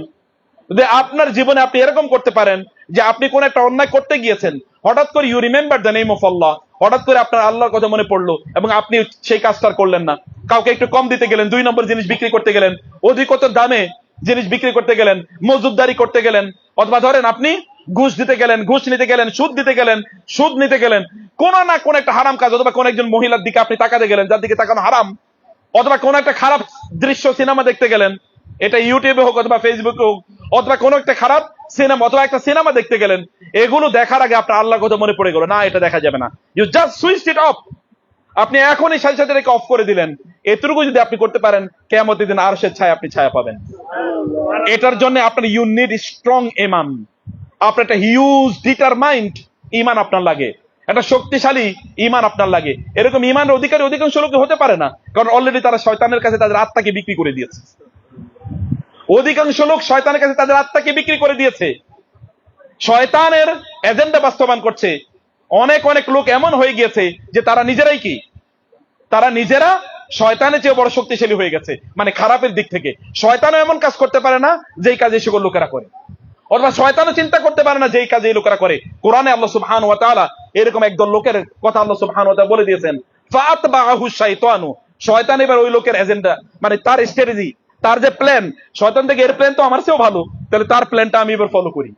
কোরআনে আল্লাহ তাআলা বলছেন কিছু কিছু লোকের প্ল্যান এমন যে শয়তান চিন্তা করে ওর প্ল্যান তো আমার চেয়েও ভালো দেখতেছি, অতএব শয়তান চিন্তা করে ওর প্ল্যানটা এবার আমি এক্সিকিউট করি, ওটা আমি ফলো করি।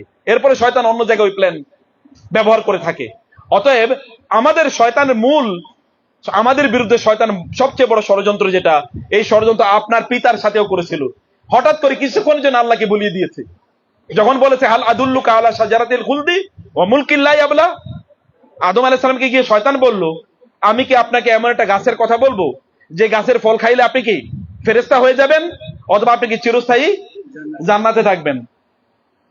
এবং বলল যে ইন্নী লাকা মিনান নাসিহিন, আমি তোমাকে নসিহত করতেছি, আমি তোমার অ্যাডভাইজার, আমি তোমার উপদেষ্টা। আদম আলাইহিস সালামকে গিয়ে শয়তান বলতেছে আমি তোমার উপদেষ্টা, আমি তোমাকে সুন্দর উপদেশ দিচ্ছি, এই ফল খাইলে, এই গাছের ফল খেলে কি হবে, তুমি চিরস্থায়ী জান্নাতে থাকবে, অথবা কি তুমি ফেরেশতা হয়ে যাবে। আচ্ছা, আদম আলাইহিস সালাম কি আল্লাহ ফেরেশতা হিসেবে বানাইছিলেন? আদমকে কি আল্লাহ জান্নাতের জন্য বানাইছেন না দুনিয়ার জন্য বানিয়েছেন? আল্লাহ তাআলা তো বলেছেন ইন্নী জাইলুন ফিল আরদি খলিফা, আমি তো জমিনের জন্য বানাচ্ছি। উনি জানেন জমিনে আসতে হবে, কিন্তু শয়তান কিছুক্ষণের জন্য ভুলিয়ে দিয়ে গেছে। আচ্ছা, জান্নাতে নিষিদ্ধ গাছ কয়টা ছিল বলেন তো? একটা। আর জান্নাতে গাছ ছিল কয়টা? দুইটা নাকি? জান্নাতে টোটাল গাছ ছিল কয়টা? হাজার হাজার, লক্ষ লক্ষ, কোটি কোটি। আপনাদের কি ধারণা আছে জান্নাতে কি পরিমাণ গাছ আছে? হ্যাঁ, এত গাছের মধ্যে মাত্র নিষিদ্ধ গাছ কয়টা? ওই শয়তান ওইটাই খুঁজে বের করছে এবং আদমের ওই গাছের কাছে নিয়ে গেছে। আচ্ছা, অন্য গাছ হাজার হাজার, crore crore, crore crore, billion, trillion trillion গাছ আছে, এগুলো থেকে শয়তান ওইটাই খুঁজে বের করেছে এবং ওইখানে নিয়েছে এবং কিছুক্ষণের জন্য তাকে মোহগ্রস্ত করে দিয়েছে, তাকে আল্লাহ সুবহানাহু ওয়া তাআলা ভুলিয়ে দিয়েছে। আপনাদেরকেও শয়তান কেবল আল্লাহকে ভুলিয়ে রাখে। আর এই কারণে আল্লাহ তাআলা বলেছেন তোমরা হজ করতে আসো কি জন্য? আল্লাহর স্মরণটা অন্তরের মধ্যে একেবারে প্রথিত করে দেওয়ার জন্য, এনশ্রাইন করে নেবেন, এটা ইনস্ক্রাইব করে নেবেন, যেন এখান থেকে কি আর কোনোদিন মুছে না যায়। এমন ভাবে আল্লাহ সুবহানাহু ওয়া তাআলার স্মরণটা অন্তরের মধ্যে তৈরি করে দেওয়াটাই আমাদের গোটা হজের সফরের কাজ। এবং দেখেন হজের সফরে আপনারা যা করছেন তা সবই আল্লাহর কথা। লাব্বাইক আল্লাহুম্মা লাব্বাইক মানে কি? হে আল্লাহ, আপনার জন্য উপস্থিত হয়েছি, লাব্বাইক লা শারীকা লাকা লাব্বাইক, একই কথা। আবার যদি আপনি বলেন লা ইলাহা ইল্লাল্লাহু ওয়াহদাহু লা শারীকা লা, তাও আল্লাহরই কথা, আমি সাক্ষ্য দিচ্ছি আপনি ছাড়া কোনো ইলাহ নাই। আবার আল্লাহু আকবার কাবীরা, তার মানে আল্লাহ আপনি সবচেয়ে বড় আর অন্য কেউ নাই। এরপরে যদি আপনি বলেন অন্যান্য যতই আপনি বলেন না কেন, সব মিলে কার কথা? আল্লাহরই কথা। জিকির কেবল আল্লাহর, আর কিচ্ছু নাই হজে। গোটা হজটা কেবল আল্লাহর জিকির দিয়ে পূর্ণ। জিকির দিয়ে শুরু করলেন, শেষও করেন কি দিয়ে? জিকির দিয়ে। আপনি ঘর থেকে যখন নেমেছেন তখন কি বলে নেমেছেন? বিসমিল্লাহি তাওয়াক্কালতু আলাল্লাহ, একই কথা, আল্লাহর জিকির, এর বাইরে কিচ্ছু নাই। গোটা হজের প্রোগ্রামটা আল্লাহর জিকিরটা আপনার অন্তরে তৈরি করে দেওয়ার জন্য। অথবা এই জিকিরটা আপনার অন্তরে তৈরি হচ্ছে কিনা? আপনি কি ফিল করতেছেন যে আপনি আল্লাহকে আগের চেয়ে বেশি ভালোবাসেন? আপনি কি ফিল করতেছেন যে আপনি আল্লাহর কথা আগের চেয়ে বেশি স্মরণ করেন? আপনি কি ফিল করতেছেন যে আল্লাহর জিকির আপনি আগের চেয়ে বেশি করেন? আপনাকে ফিল করছেন যে আল্লাহর ইবাদতে আপনার আগের চেয়ে বেশি মজা লাগে? আবার অনেকে বলবে ইবাদতে আবার মজা কি? যে মজা বুঝে না তাকে কেমনে বুঝাবো? যে মিষ্টি খায় না তাকে কিভাবে বুঝাবো যে মিষ্টিটা কি? ইবাদতের মজা কি এটা তো আপনি বুঝেন নাই। ইবাদতের মজাটা হলো আপনি নামাজ পড়তে দাঁড়িয়েছেন, আপনার মনে হয় যে আজকের নামাজটা আমি 1 ঘন্টা ধরে পড়বো। ইবাদতের মজা হলো আপনি যখন সিজদায় গিয়েছেন, আপনার মাথাটা তুলতে মনে চায় না যে আমি আরো কিছুক্ষণ আমার রবের জিকির করবো, আমি আরেকক্ষণ কিছুক্ষণ সুবহানাল্লাহ, সুবহান রাব্বিয়াল আযীম, সুবহান রাব্বিয়াল আলা বলবো। ইবাদতের মজা হলো আপনি যখন কোরআন তেলাওয়াত করা শুরু করলেন, আপনার মনে হলো যে আমি 1 ঘন্টা আজকে 2 ঘন্টা কোরআন তেলাওয়াত করবো। এরপর রাখতে মনে চায়, আচ্ছা এই আয়াতটা শেষ করছি, আচ্ছা এই সূরাটা শেষ করি, আরেকটা সূরা পড়ি, আরেকটা সূরা পড়ি। এটা বলে ইবাদতের মজা। ইবাদতের মজা হলো রাতের অন্ধকারে যখন আপনি দাঁড়িয়ে গেলেন, দু চোখ ঝরে আল্লাহর কাছে, আল্লাহর সামনে আপনার পানি পড়লো, কেউ দেখে না। মানুষের সামনে কান্দা খুব সহজ, খেয়াল রাখবেন, মনে রাখবেন, মানুষের সামনে কাঁদা কি খুবই সহজ, কারণ তখন শয়তান চোখের মধ্যে গ্লিসারিন লাগিয়ে দেয়। কারণ শয়তান জানে মানুষের সামনে কাঁদলে কি ওর জাহান্নামে নেওয়া সহজ। কারণ মানুষকে দেখানো, পাবলিক ডেমনস্ট্রেশন, রিয়া। রিয়া তো শিরক, অতএব শয়তান তো এর মাধ্যমে কি জাহান্নামে নেবে। অতএব মানুষের সামনে কাঁদা খুবই সহজ। একাকী হয়ে দেখেন তো কান্না আসে কিনা। If you can cry, you can shed tears when you are alone, secluded, তাইলে আপনি বুঝবেন সত্যিকার ইবাদতের মজা পেয়েছেন, সত্যিকার ইবাদতের মজা পেয়েছেন। নামাজে যখন আপনি দ্রুত আগের রাকাতে কি পড়লেন, পরের রাকাতে মনেই নাই, আছে কিনা এরকম? আগের রাকাতে কি পড়েছে, পরের রাকাতে মনে নাই। আমাদেরকে অনেকে এমন প্রশ্ন করে যে আমি নামাজে দাঁড়ানোর পর প্রতি নামাজে মনে পড়ে আমি 1 রাকাত পড়লাম না 2 রাকাত পড়লাম। আর আমি মনে মনে কই আপনার তো তবু ভালো, আমি তো আগের রাকাতে কি সূরা পড়ছি পরের রাকাতে গিয়ে মনেই থাকে না। এবং অধিকাংশ কথাই রাখি না, বলেন অধিকাংশ পরের রাকাতে, আগের রাকাতে কোন সূরা পড়েছে পরের রাকাতে মনে থাকে না। আর আমরা তো একটা অটোমেটিক মেশিনের মতো করে নামাজ পড়ি। নামাজে দাঁড়াইছি, আলহামদুলিল্লাহ রাব্বিল আলামিন, এরপরে কুল হুয়াল্লাহু চলে আসে মুখে, তাই না? এটা অটো, আমি সিলেক্ট করি নাই কোনোদিন যে আমি এরপরে কোন সূরা পড়বো, কারণ এগুলো মুখে চলে আসে। আর অধিকাংশ লোকই তারা কুল আউযু বিরব্বিল ফালাক এবং কুল আউযু বিন নাস দিয়ে তারা নামাজ পড়ে। আর কেউ কেউ তো ইন্না আতাইনা আর কুল হুয়াল্লাহ দিয়ে নামাজ পড়ে। কারো কারো পারলে শুধু সূরা ফাতিহা দিয়ে নামাজ শেষ করতে, এত দ্রুত তার নামাজ শেষ করা দরকার।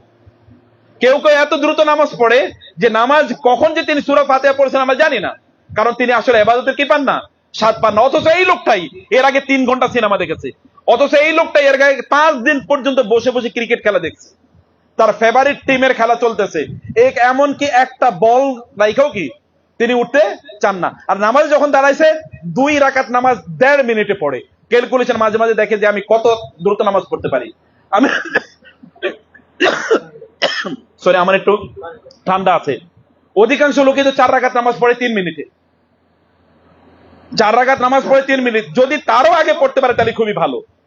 এবং কিছু কিছু মুরব্বী আছে যে তারা এত দ্রুত নামাজ পড়ে, আমি চিন্তা করলাম তাহলে আমি যে এতদিন মাদ্রাসায় পড়লাম, তাহলে আমি তো তার চেয়ে দ্রুত নামাজ পড়তে পারি না। মানে আলহামদুলিল্লাহ সূরা আমার শেষ হওয়ার আগে ওনার পুরা 2 রাকাত নামাজ শেষ হয়ে গেছে। কেমনে এত দ্রুত পড়ে আমি জানি না। তার মানে নামাজে কি পায় না, টেস্ট পায় না। অথচ কিছুক্ষণ আগে তিনি ওই যে টেলিভিশন দেখে আসছেন 2 ঘন্টা, তাও চা খাইতে খাইতে আর সিনেমা দেখতেছেন, নর্তকীদের নাচ দেখেছেন, অথবা অন্যান্যদের কি সেখানে ড্যান্স দেখে এসছেন, এগুলো দেখে তিনি নামাজ পড়তে এসছেন। এগুলো কোনোটাই নামাজের মধ্যে তার মনোযোগ নাই, কিন্তু ওইখানে তার মনোযোগ আছে। কোরআন তেলাওয়াতে তার ভালো লাগে না, কিন্তু গান শুনতে তার কি খুবই ভালো লাগে। কোরআনের আলোচনা শুনতে তার ভালো লাগে না, কিন্তু যখন লোকেরা গীবত করবে তখন তার প্রচন্ড ভালো লাগে। এটা তার সবচেয়ে ভালো খাবার। কিছু কিছু লোকের সবচেয়ে প্রিয় খাবার কি, গীবত। এর চেয়ে ভালো খাবার তার জীবনে কোনোটাই খায় না। এমনকি সে তো গীবত কিছু করে, অমকে যখন বলে অমকের বিরুদ্ধে, তখন ভাই আপনি কি জানেন, তার চেয়ে আমি অনেক বেশি জানি। এরপরে বানেয়া টানেয়া মিথ্যা আরো কিছু কি ওইখানে লাগিয়ে দেয়। আমাদের বাঙালি চরিত্র তো হইলো, কোথাও যদি আগুন লাগে তাহলে সে সেখানে কি নিয়ে যায়, পেট্রোল নিয়ে যায়। যে আগুন যেহেতু লাগছে আমি এবার কি লাগিয়ে দেবো, ওইখানে পেট্রোল ঢাইলা আসি যেন আরো বেশি আগুন লাগে। অথচ আগুন লাগার পরে ওইখানে কি লাগে নিয়ে যাওয়ার কথা ছিল, ওইখানে পানি, বালতি ভর্তি পানি নিয়ে যাওয়ার কথা ছিল, কিন্তু আমরা তো পেট্রোল নিয়ে যাই। তো প্রিয় ভাইরা, সেই জন্য আমি বলছি বোনের আমার, আপনারা এই সফরটাকে আপনাদের আল্লাহ সুবহানাহু ওয়া তাআলা জিকির যেন আপনাদের অন্তরে শক্তিশালী ভাবে যেন তৈরি হয়, এই জিনিসটা প্লিজ আপনারা করেন। জিকিরের মধ্যে সময় কাটান। আল্লাহর জিকির, শ্রেষ্ঠতম জিকির হচ্ছে আফদালুজ যিকরি তিলাওয়াতুল কোরআন। শ্রেষ্ঠতম জিকির কি, কোরআন তেলাওয়াত করা। আফদালুজ যিকরি লা ইলাহা ইল্লাল্লাহ, শ্রেষ্ঠতম জিকির কি, লা ইলাহা ইল্লাল্লাহ। এছাড়া কালিমাতানে খাফিফাতানে আলাল লিসানি সাকিলাতানে ফিল মিজান হাবিবাতানে ইনদার রহমান সুবহানাল্লাহি ওয়া বিহামদিহি সুবহানাল্লাহিল আযীম। একবার চিন্তা করে দেখেন, মাত্র সুবহানাল্লাহি বিহামদি যদি আপনি পড়েন, তাইলে তামলাআনে আও তামলাউ মা বাইনাস সামাই ওয়াল আরদ। আপনি যদি সুবহানাল্লাহি ওয়া বিহামদিহি বলেন, তাহলে আসমান এবং জমিনের মধ্যকারে যতটুকু জায়গা আছে, এই মধ্যখানের এই জায়গাটা আল্লাহ সুবহানাহু ওয়া তাআলা সওয়াব দিয়ে আপনার জন্য পূর্ণ করে দেবেন। তা আপনি এটা কবে বলবেন? এটা তো আপনাকে বলতে হবে, সওয়াব দিয়ে এটা পূর্ণ করে। আসমান এবং জমিনের মধ্যখানে কতটুকু জায়গা আছে, কিলোমিটার একটু মাইপা দেখেন, কিলোমিটার মাইপা দেখেন কতটুকু জায়গা। নাসা তো এখনো বলতে পারে নাই যে কোথায় আসলে আসমান কি, এখনো তারা বলতেই পারে নাই। কারণ তারা মাত্র কি, তারা মাত্র ওই যে হাবল টেলিস্কোপের মাধ্যমে তারা এমন একটি গ্রহের তারা বা এমন একটা তারকার তারা, সর্বশেষ তারকার তারা আমাদেরকে দেখিয়েছে, যেটা 13.5 বিলিয়ন ইয়ার্স আগেও ওটা তৈরি হয়েছে। 13.5 billion light years. Light years মানে কি, আলো প্রতি বছরে যতটুকু যায়, আলো তো প্রতি সেকেন্ডে যায় 1,86,000 মাইল। তাহলে প্রতি মিনিটে কতটুকু যায়, প্রতি বছরে কতটুকু যাবে। এরকম 13.5 বিলিয়ন লাইট ইয়ার্স এগো যেই তারকা তৈরি হয়েছে, ওটা তারা হবল টেলিস্কোপের মাধ্যমে কয়েকদিন আগে মাত্র আবিষ্কার করেছে, এখনো তারা বুঝে নেয় আসমান কি।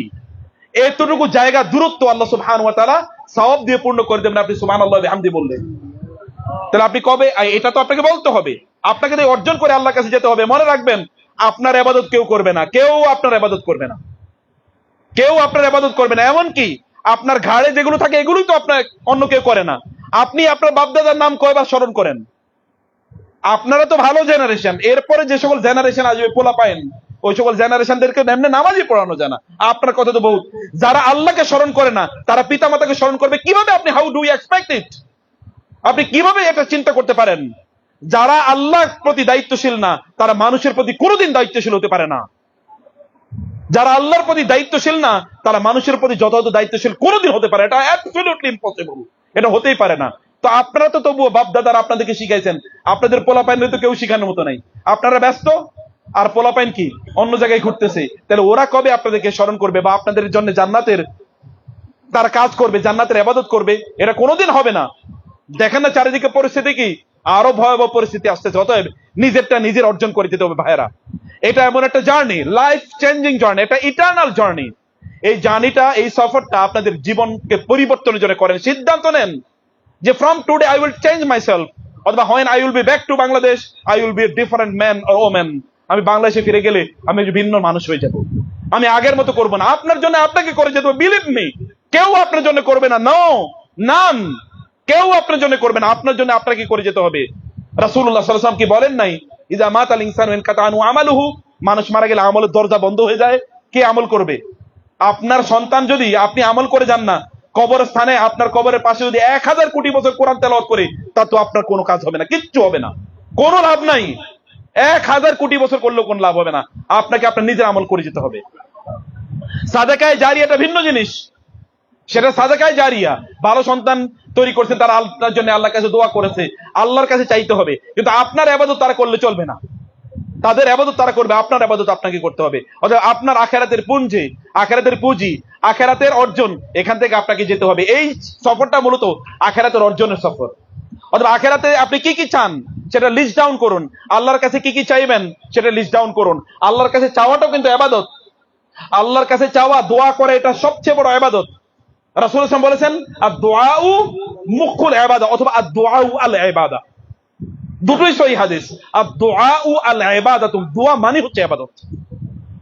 এবং আপনি দেখবেন কোরআনে আল্লাহ সুবহানাহু ওয়া তাআলা নবী রাসূলদের ঘটনা বর্ণনা করতে গিয়ে বারবার বলেছেন নবীরা কি করছে, আল্লাহর কাছে দোয়া করেছে। কেবল দোয়া, নবীদের এত পরিমাণ দোয়ার কথা কোরআনে উল্লেখ আছে। এই যে আপনারা যত দোয়া মুখস্থ করেন, এই সকল দোয়া নবীদের দোয়া, নবীরা আল্লাহর কাছে করেছে। অতএব দোয়া করতে হবে আল্লাহর কাছে। বলুন, দোয়াও কিন্তু জিকির, দোয়ার চেয়ে বড় কোনো জিকির নাই, দোয়া জিকির। তো বলুন আল্লাহর কাছে, অতএব দোয়া তো আল্লাহর কাছেই করেন, অতএব আল্লাহ জিকির। জিকির মানে তার স্মরণ, আল্লাহর কাছে বলা। আপনার সব কথা আল্লাহর কাছে বলুন, আপনার পারিবারিক ইস্যু আপনার কাছে বলুন, আপনার সমাজের ইস্যু আল্লাহর কাছে বলুন, আপনার নিজস্ব ইস্যু আল্লাহর কাছে বলুন। সাহাবায়ে কেরামরা তাদের জুতার ফিতা পর্যন্ত আল্লাহর কাছে বলতেন, আল্লাহ আমার জুতার ফিতা ছিঁড়ে গেছে। বুঝেন নাই কথা? আমার জুতার ফিতা ছিঁড়ে গেছে, আল্লাহ তুমি এটা ব্যবস্থা করে দাও। এখন জুতার ফিতা ছিঁড়ে গেছে এর ব্যবস্থা মানে কি? আমি পপুলারলি আমার নিজের একটা গল্প বলি, তাহলে যে আমার নিজের একবার জুতা ব্রাশ করা দরকার ছিল, কারণ খুবই আর্লি ইন দ্য মর্নিং একটা অফিসে আমাকে একটু কাজ করতে যেতে হবে, ওইখানে সকাল 8টায় যেতে হবে। কিন্তু যেই জুতা পড়ে গেছে, এই জুতা কি ভালো করে ব্রাশ করা ছিল, ময়লা আবর্জনা যুক্ত। এখন ভাবলাম যে একজন তো ওই যে জুতা যারা পরিষ্কার করে, কি যেন বলে তাকে, মুচি, একটা মুচি লাগবে। আমি বললাম, আল্লাহ আমার তো মুচি লাগবে, আমার উপায় তো নাই, এত সকাল 8টায় ওইখানে আমি যেতে হবে, 8টার আগে নিশ্চয়ই আধা ঘন্টা লাগবে জুতা ঠিক করতে, 7:30টায় আমি মুচি পাবো কই? এর মধ্যে আসমানে প্রচন্ড কি মেঘের গর্জন, যে কোনো সময় ঝড় আসতে পারে। এটা বলে আমি একটা জায়গায় গেলাম, একটা মানে পার্কের পাশে গেলাম, যে পার্কের পাশে গিয়ে একটু দাঁড়াই, কারণ এখনো ওই অফিসে ঢোকার আধা ঘন্টা সময় আছে। গিয়ে দেখি যে সামনে একজন মুসি বসে আছে। কই থেকে মুসি আইছে আমি জানি না, এত সকালে মুসি আসে কথা না এখানে, আর্লি 7:30টায় মুসি আইব কোথেকে? এমন এমন এক জায়গায়, এখানে মুসি আসার কথা না। তারপরে আমি আমার সাথে যে ছিল তাকে বললাম, জুতাটা ঠিক করে নিয়ে আসো। এখন জুতা মুসি, এই জুতা ঠিক করে দিচ্ছে। আমার ভাবনা হলো যে 100 টাকা কম চাইবে আমার কাছ থেকে, এত আর্লি তারে পাওয়া গেছে, এটাই তো অনেক কিছু। আসার পর বলো, স্যার ও 20 টাকা চাইতেছে। 20 টাকা দিয়ে জুতা ঠিক করেছে। আল্লাহকে চাইলে, এটা প্র্যাকটিক্যাল এক্সাম্পল। আমি এরকম বহু লোকের ঘটনা জানি, তারা আল্লাহর কাছে দোয়া করেছেন, দোয়া করার পরে দোয়া শেষ, এর মধ্যে যেই ইস্যুতে দোয়া করেছেন দেখা গেল ওই ইস্যু সেটেল। এক বোন আমাকে বললো যে তাকে তার স্বামীকে ধরে নিয়ে গেছিল পুলিশে। আমাকে ফোন করে বলে যে স্যার এই অবস্থা কি করা। আমি বললাম নামাজ পড়ে আল্লাহর কাছে দোয়া করুন। কিছুক্ষণ পরে আমাকে ফোন করে বলে স্যার স্বামী ফোন করছে যে ওকে অলরেডি ছেড়ে দিয়েছে police. You can achieve it, you can do it, আপনি করতে পারেন, ইউ ক্যান মেক ইট, কিন্তু আল্লাহ তাআলার কাছে আপনার দোয়া করাই হয়ে ওঠে না। এই জন্য ওমর রাদিয়াল্লাহু তাআলা আনহু তিনি বলতেন, ইন্নী লা আহমিলু হাম্মাল ইজাবা ওয়ালাকিন আহমিলু হাম্মাদ দুআ। আমি দোয়া করলে আল্লাহ কবুল করবেন কিনা এই টেনশন আমার নাই, বরং আমি দোয়া করতে পারবো কিনা এই টেনশন করতেছি। কারণ আমি যদি দোয়া করতে পারি তাহলে আল্লাহ কবুল করবেন গ্যারান্টিড। তো দোয়া করতে পারি কিনা এটাই তো ঠিক না। অধিকাংশ লোক বলেন তো কবে আল্লাহর কাছে দোয়া করেছেন দুহাত তুলে? কবে আল্লাহর কাছে অধিকাংশ লোক দোয়া করেছেন?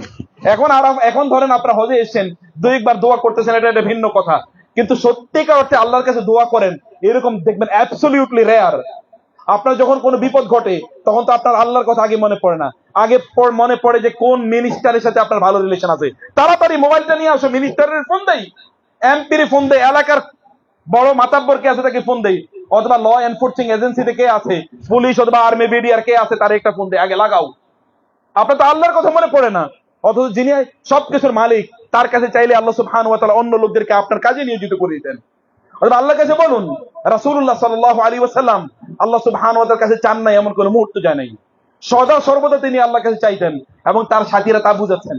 আপনারা এই হজের সফরে আল্লাহকে বলেন যে আল্লাহ তুমি আমাদের হজ কবুল করে নাও। আল্লাহ রাসূলকে বলেন নাই আল্লাহুম্মা জালু হাজ্জাম মাবরুরা, হে আল্লাহ এটাকে হজ্জে মাবরুর করুন। অথবা আপনাদেরকে বলতে হবে আল্লাহর কাছে হজ্জে মাবরুর যেন আল্লাহ সুবহানাহু ওয়া তাআলা করেন, আপনাদের হজটা যেন কবুল করে নেন। আপনি হজ করে গেলেন কষ্টের মধ্যে, এখানে এই যে রইলেন এত গরমের মধ্যে আপনারা আছেন, হজ কবুল হলো না, তাইলে লাভ কি? আপনি কি মনে করতেছেন যে আপনি করলেই আল্লাহ কবুল করে নেবেন? আপনাদের মনে আছে আদম আলাইহিস সালাতু ওয়াস সালামের দুই সন্তান হাবিল এবং দুজনের কোরবানি করেছে না? আল্লাহ সুবহানাহু বলেছেন ওয়াতলু আলাইহিম নাবা আবনাই আদম বিল হক ইয ক্বাররাবা কুরবানান ফাতুকুব্বিলা মিন আহাদিহিমা ওয়া লাম ইউতাকাব্বাল মিনাল আখার ক্বালা লা আকতুলান্নাক ক্বালা ইন্নামা ইয়াতাকাব্বালুল্লাহু মিনাল মুত্তাকিন। আল্লাহ তাআলা আদম আলাইহিস সালাম, আদম আমি কিন্তু আপনাদের এই ধরেন হাজার হাজার বছর পরের কথা বলছি না, আদমের সন্তান যিনি first man and first prophet, প্রথম মানুষ প্রথম নবী, তার দুই ছেলে, এর মধ্যে একজনের নাম হাবিল আর একজনের নাম কাবিল। আল্লাহর নির্দেশে দুইজনই জবাই করলো, কোরবানি করলো, আপনারা কোরবানি করবেন। এর মধ্যে কি একজনের কোরবানি, তখন কোরবানি কবুল হওয়া না হওয়া এটা আসমান থেকে কি হতো? আগুন আসতো, আগুন এসে কি হতো? যার কোরবানিটা পুড়িয়ে দিত এটা কবুল হয়েছে, যারটা পুড়িয়ে দেওয়া হয় না এটা কবুল হয় নাই। আসমান থেকে আগুন এসে হাবিলের কোরবানি কবুল হলো, মানে পুড়িয়ে দিল, কিন্তু কাবিলেরটা কি পোড়ালো না।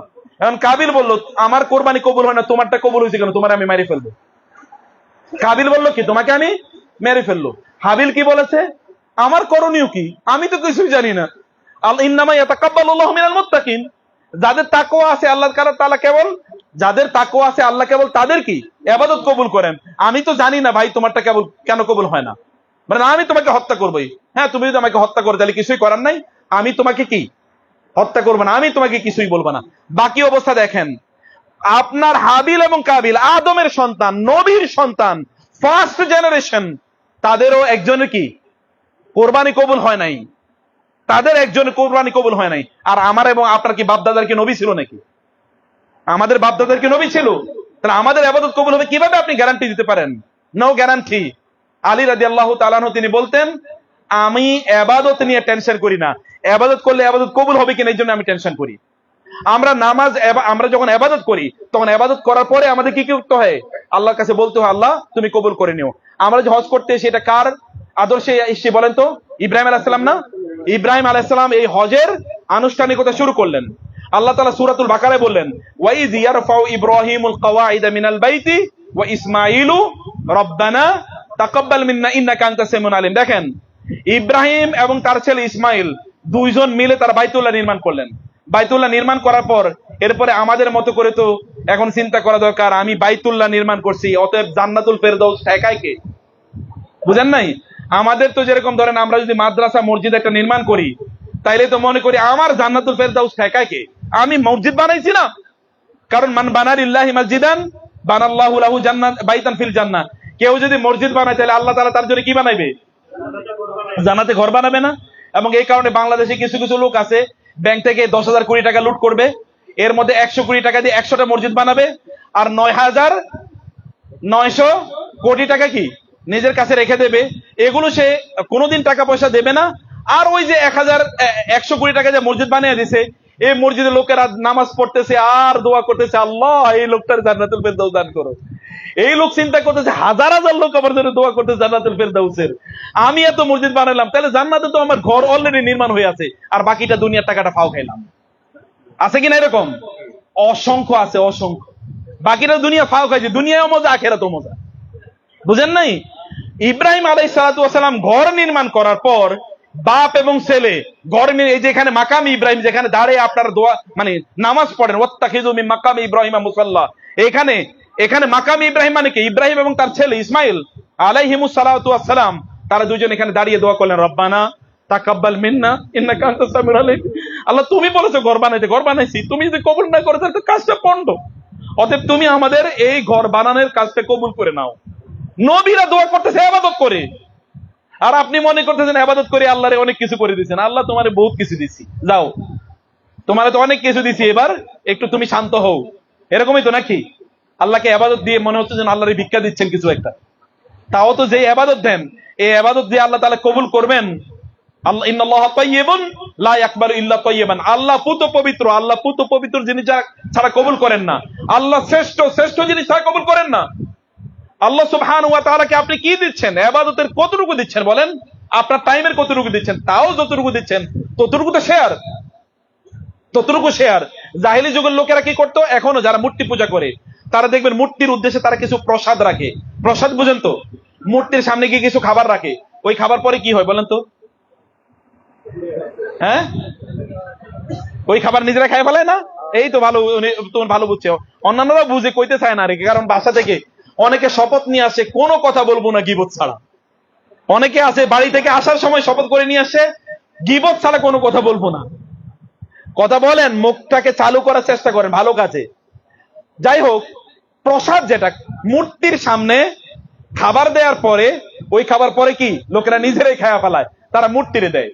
জাহেলি যুগের লোকেরা যারা বাইতুলার মানে ভিতরে তারা 360টা মূর্তি রাখতো, এরা কিছু কিছু জবাই করতো কি এই মূর্তির জন্য জবাই করে, অথবা তারা আল্লাহর জন্য জবাই করতো, অথবা মূর্তির জন্য জবাই করতো, অথবা নিজের জন্য জবাই করতো।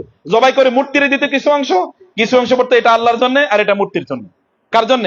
এটা আল্লাহর জন্য আর এটা মূর্তির জন্য। আল্লাহর জন্য যেটা, এটা তারপরে তারা কি আবার কেড়ে মেড়ে আবার নিজেরা তারা খেয়ে ফেলতো। যেটা আল্লাহর জন্য তারা করতো, এটা তারা কেড়ে মেয়ে খেয়ে ফেলতো। অথবা মূর্তির জন্য যে মূর্তিগুলো তারা উপাসনা করতো, এই মূর্তিগুলোকে তারা মনে করতো এগুলো আল্লাহর কাছে পৌঁছে দেওয়ার জন্য আমাদের জন্য মাধ্যম। অথবা মাধ্যম হিসেবে গ্রহণ করার পরে এগুলো আসলে দেবে আল্লাহকে মূর্তির মাধ্যমে, কিন্তু কিছুক্ষণ পরে এরা আবার নিজেরা কেড়ে নিয়ে খেয়ে ফেলতো।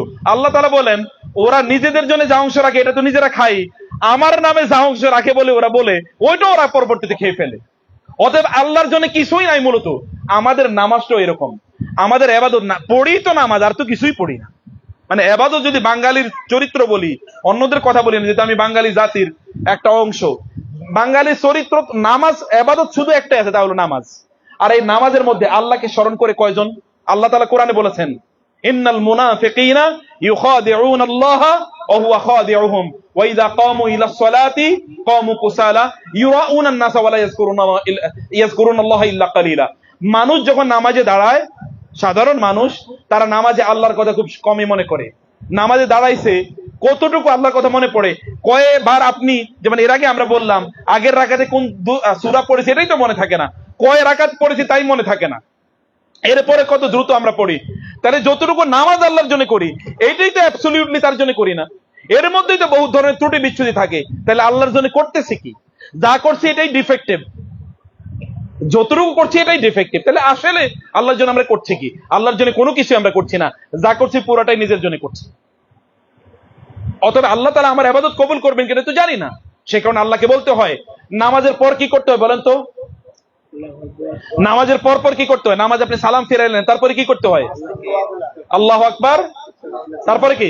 আস্তাগফিরুল্লাহ আস্তাগফিরুল্লাহ আস্তাগফিরুল্লাহ। কি আপনি কি গুনার কাজ করছেন নাকি আস্তাগফিরুল্লাহ পড়তেছেন? বুঝেন নাই কথা? আপনি কি গুনাহ করলেন যে আপনি আস্তাগফিরুল্লাহ পড়তেছেন? তার মানে কি আপনি যে নামাজ পড়েছেন পারফেকশনের সাথে আদায় নাও করতে পারেন, আল্লাহর সামনে দাঁড়িয়ে হতে পারে এমন কিছু কাজ করেছেন যেটি আল্লাহ তাআলার পছন্দ নয়, অপছন্দনীয়। এই কারণে বলতে আস্তাগফিরুল্লাহ, ক্ষমা করে দিও। এবং এই যে হজ করেছেন না, আল্লাহ সুবহানাহু ওয়া তাআলা বললেন যখন তোমরা ফাইদা আফাদতুম সুম্মা আফিদু মিন হাইসু আফাদান নাস ওয়াস্তাগফিরুল্লাহ, এই সূরা বাকারায় আল্লাহ তাআলা বললেন যখন তোমরা মুজদালিফা থেকে মিনার উদ্দেশ্যে আসবে তখন তোমরা কি করতে থাকো? আস্তাগফিরুল্লাহ আস্তাগফিরুল্লাহ আস্তাগফিরুল্লাহ। তার মানে তুমি আরাফাতে যেভাবে আল্লাহর ইবাদত করা দরকার ছিল, মুজদালিফায় যেখানে যেভাবে থাকা দরকার ছিল, হতে পারে তুমি সেভাবে করো নাই, এই কারণে কেবল আস্তাগফিরুল্লাহ আস্তাগফিরুল্লাহ আস্তাগফিরুল্লাহ পড়ো। আল্লাহর কাছে বলতে হয় ইবাদতের ত্রুটি বিচ্ছুতি, কারণ আল্লাহর মতো করে আল্লাহ যেভাবে চায় সেভাবে তো আমরা ইবাদত করতে পারি না, উই আর ভেরি উইক। সে কারণে আমাদেরকে ইস্তেগফার করতে হয়, আল্লাহকে বলতে হয় আল্লাহ তুমি আমাদের ইবাদত কবুল করে নিও, ত্রুটি বিচ্ছুতি ক্ষমা করে দিও। আল্লাহর কাছে তওবা করতে হয় এবং আল্লাহর কাছে দোয়া করতে হয়। ভাইরা আমার, বোনেরা আমার, আমরা যে সময়টার কথা আপনাদেরকে বলছি, আমি সেই কথাই কেবল বারবার আপনাদেরকে একই দিকে আপনাদের ইঙ্গিত করতে চাই। প্রিয় ভাইরা, এখানে আপনারা কয়েকটা জিনিস বেশি বেশি করুন, বেশি বেশি জিকির করুন, বেশি বেশি কি করুন? জিকির করুন। সুবহানাল্লাহ পড়ুন, আলহামদুলিল্লাহ পড়ুন, আল্লাহু আকবার পড়ুন, লা ইলাহা ইল্লাল্লাহ পড়ুন, এবং আপনারা কি আল্লাহু আকবার কাবীরা অথবা লাব্বাইক আল্লাহুম্মা লাব্বাইক অথবা যে সকল জিকির আজকার আছে, তাসবিহ তাহলিল আছে, তাকবীর আছে, তাহমিদ আছে, তাহলিল আছে, এগুলো বেশি বেশি পড়ুন। মুখটাকে বন্ধ করে রাখেন না, অন্তরে আল্লাহ সুবহানাহু ওয়া তাআলা জিকিরটা এস্টাবলিশ করুন। কারণ হজের মূল উদ্দেশ্য হলো আল্লাহ জিকির এস্টাবলিশ করা। এই কথা আল্লাহ তাআলা হজের আয়াতগুলোতে বারবার বলেছেন। অতএব এটা যদি আপনি না করতে পারেন তাহলে বুঝবেন যে আপনার হজ কবুল হওয়ার সম্ভাবনা নাই। এটা আপনি বুঝতে পারবেন, আল্লাহ সুবহানাহু ওয়া তাআলা তো আলটিমেট বিচারক, সেখানে গিয়ে আপনি বুঝতে পারবেন। কিন্তু এই দুনিয়াতে আপনি কি বুঝবেন? আপনার ইবাদত, আপনার এই হজ আল্লাহর সাথে আপনার কানেকশনটা বাড়াচ্ছে কিনা? হজ তো প্রচন্ড কষ্টের ইবাদত, এই কারণে আপনার জীবনে কেবল একবার ফরজ। প্রচন্ড কষ্টের ইবাদত, এই কষ্টের ইবাদতে আপনার অর্জনও কি অনেক বেশি হতে হবে, কষ্ট করে অনেক বেশি অর্জন করতে হবে, কারণ জীবনে একবার করছেন। অতএব অর্জন যেন বৃথা না হয়, অর্জন যেন ছোট না হয়। আবার আপনাদের এরকম কতজন আছে যে আরেকবার আগামী বছর হজে আসবেন, হতেও পারে এরকম জীবনে আর কেউ আসবেন না। অথবা জীবনে ওই দিন দেখলাম যে 1,50,000 বছর রোজা রাখছে হজ করার জন্য। কত বছর? 50 বছর রোজা রাখছে হজ করার জন্য। এরপর একটা গল্প তো আমি অন্য সময় বলেছিলাম, আপনারা হয়তো জানেন। এক লোক, তিনি ওই যে উত্তরবঙ্গের এক ভদ্রলোক, তিনি 25 বছর আগে তিনি সিদ্ধান্ত নিয়েছেন কি করবেন, হজ করবেন। কিন্তু লোক তো কৃষক, উনি হজ করতে আসবেন কিভাবে?